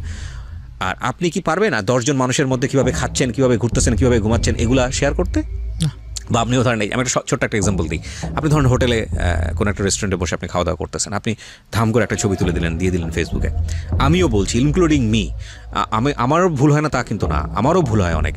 তো সেই জায়গাটা থেকে বলতে আমাদের সেন্সটা তো কাজ করতে হবে। তো আপনি খাবারটার একটা ছবি দিলেন বা একটা ছবি দিলেন, ঠিক আছে, এই খাবারটা আপনি 100 জন মানুষকে দেখাচ্ছেন, ঠিক আছে, আপনি ঘরের মধ্যে যে খাবারটা খাচ্ছেন সেটা নিয়ে গিয়ে আপনি উঠানে বসে বা সবাইকে ডেকে কি দেখান, দেখা তখন আমি এই খাবারটা খাচ্ছি, দেখেন কখনো?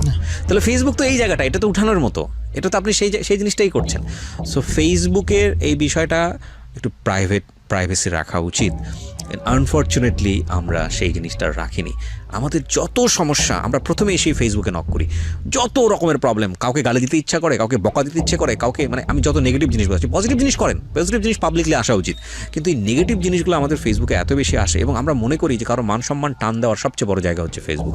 পজিটিভ দিকগুলো নিয়ে আমি নাইবা বললাম, অনেক পজিটিভ দিক আছে, কিন্তু এই নেগেটিভ দিকগুলো বন্ধ হওয়া উচিত। এবং এটা এখন অনেক কমেছে, কারণ সাইবার ক্রাইম অ্যাক্ট হয়েছে বাংলাদেশে এবং এটা সরকার খুবই তৎপর। আপনারা জানেন যে 57 ধারা প্রথমে ছিল, পরবর্তীতে 32-তে এটা সংশোধনী হয়েছে এবং এটা খুব মারাত্মক একটা আইন বাংলাদেশে এবং এটা খুব শক্ত হাতে ডিল করছে সরকার। সো এখন মানুষ অনেক সচেতন, চাইলেই যে কোনো কিছু লিখতে পারে না, চাইলে যে কোনো কিছু কাউকে বকা দিতে পারে না। বাট এটা ঠিক যে বাংলাদেশে একসময় ভিডিও করে এই ধরনের সম্পর্ক ভিডিও করে ছেলে মেয়েকে ব্ল্যাকমেল করতো, মেয়ে ছেলেকে ব্ল্যাকমেল করতো, মান ইজ্জত নিয়ে টানাটানি পড়তো। একটাবার একটু চিন্তা করে দেখবেন যারা আজকের এই অনুষ্ঠানটা শুনছেন, আমি সবাইকে বিনীতভাবে রিকোয়েস্ট করতে চাই, আপনি যখন একটা মেয়ের সঙ্গে সম্পর্ক করেন বা একটা ছেলের সঙ্গে সম্পর্ক করেন, এই মেয়েটা কিন্তু মঙ্গল গ্রহ থেকে আসেনি, কিংবা এই ছেলেটাও কিন্তু মঙ্গল গ্রহ থেকে আসেনি। এই ছেলে এবং মেয়ে দুজনেই দুটো পরিবারে বিলং করে এবং তাদের সবচাইতে আশ্রয়স্থল নির্ভরতার জায়গা হচ্ছে দুইটা ফ্যামিলি। যখন আপনি মেয়েটার সম্মান নিয়ে টান দেন কিংবা ছেলেটার সম্মান নিয়ে টান দেন, তখন কিন্তু পুরো ফ্যামিলির সম্মানটা নিয়ে আপনি টান দেন। আচ্ছা, ওর বাবার কী অপরাধ ওকে বড় করে, ওর মায়ের কী অপরাধ ওকে বড় করে, ওর বোনের কী অপরাধ ওকে বড় করে, ওর ফ্রেন্ড সার্কেলের কী অপরাধ? তো আপনি যখন একটা মানুষকে নিয়ে কথা বলছেন আপনার এই না পাওয়ার জায়গাটা থেকে, ক্ষোভের জায়গাটা থেকে, তখন আপনি কতগুলো মানুষকে শাস্তি দিচ্ছেন?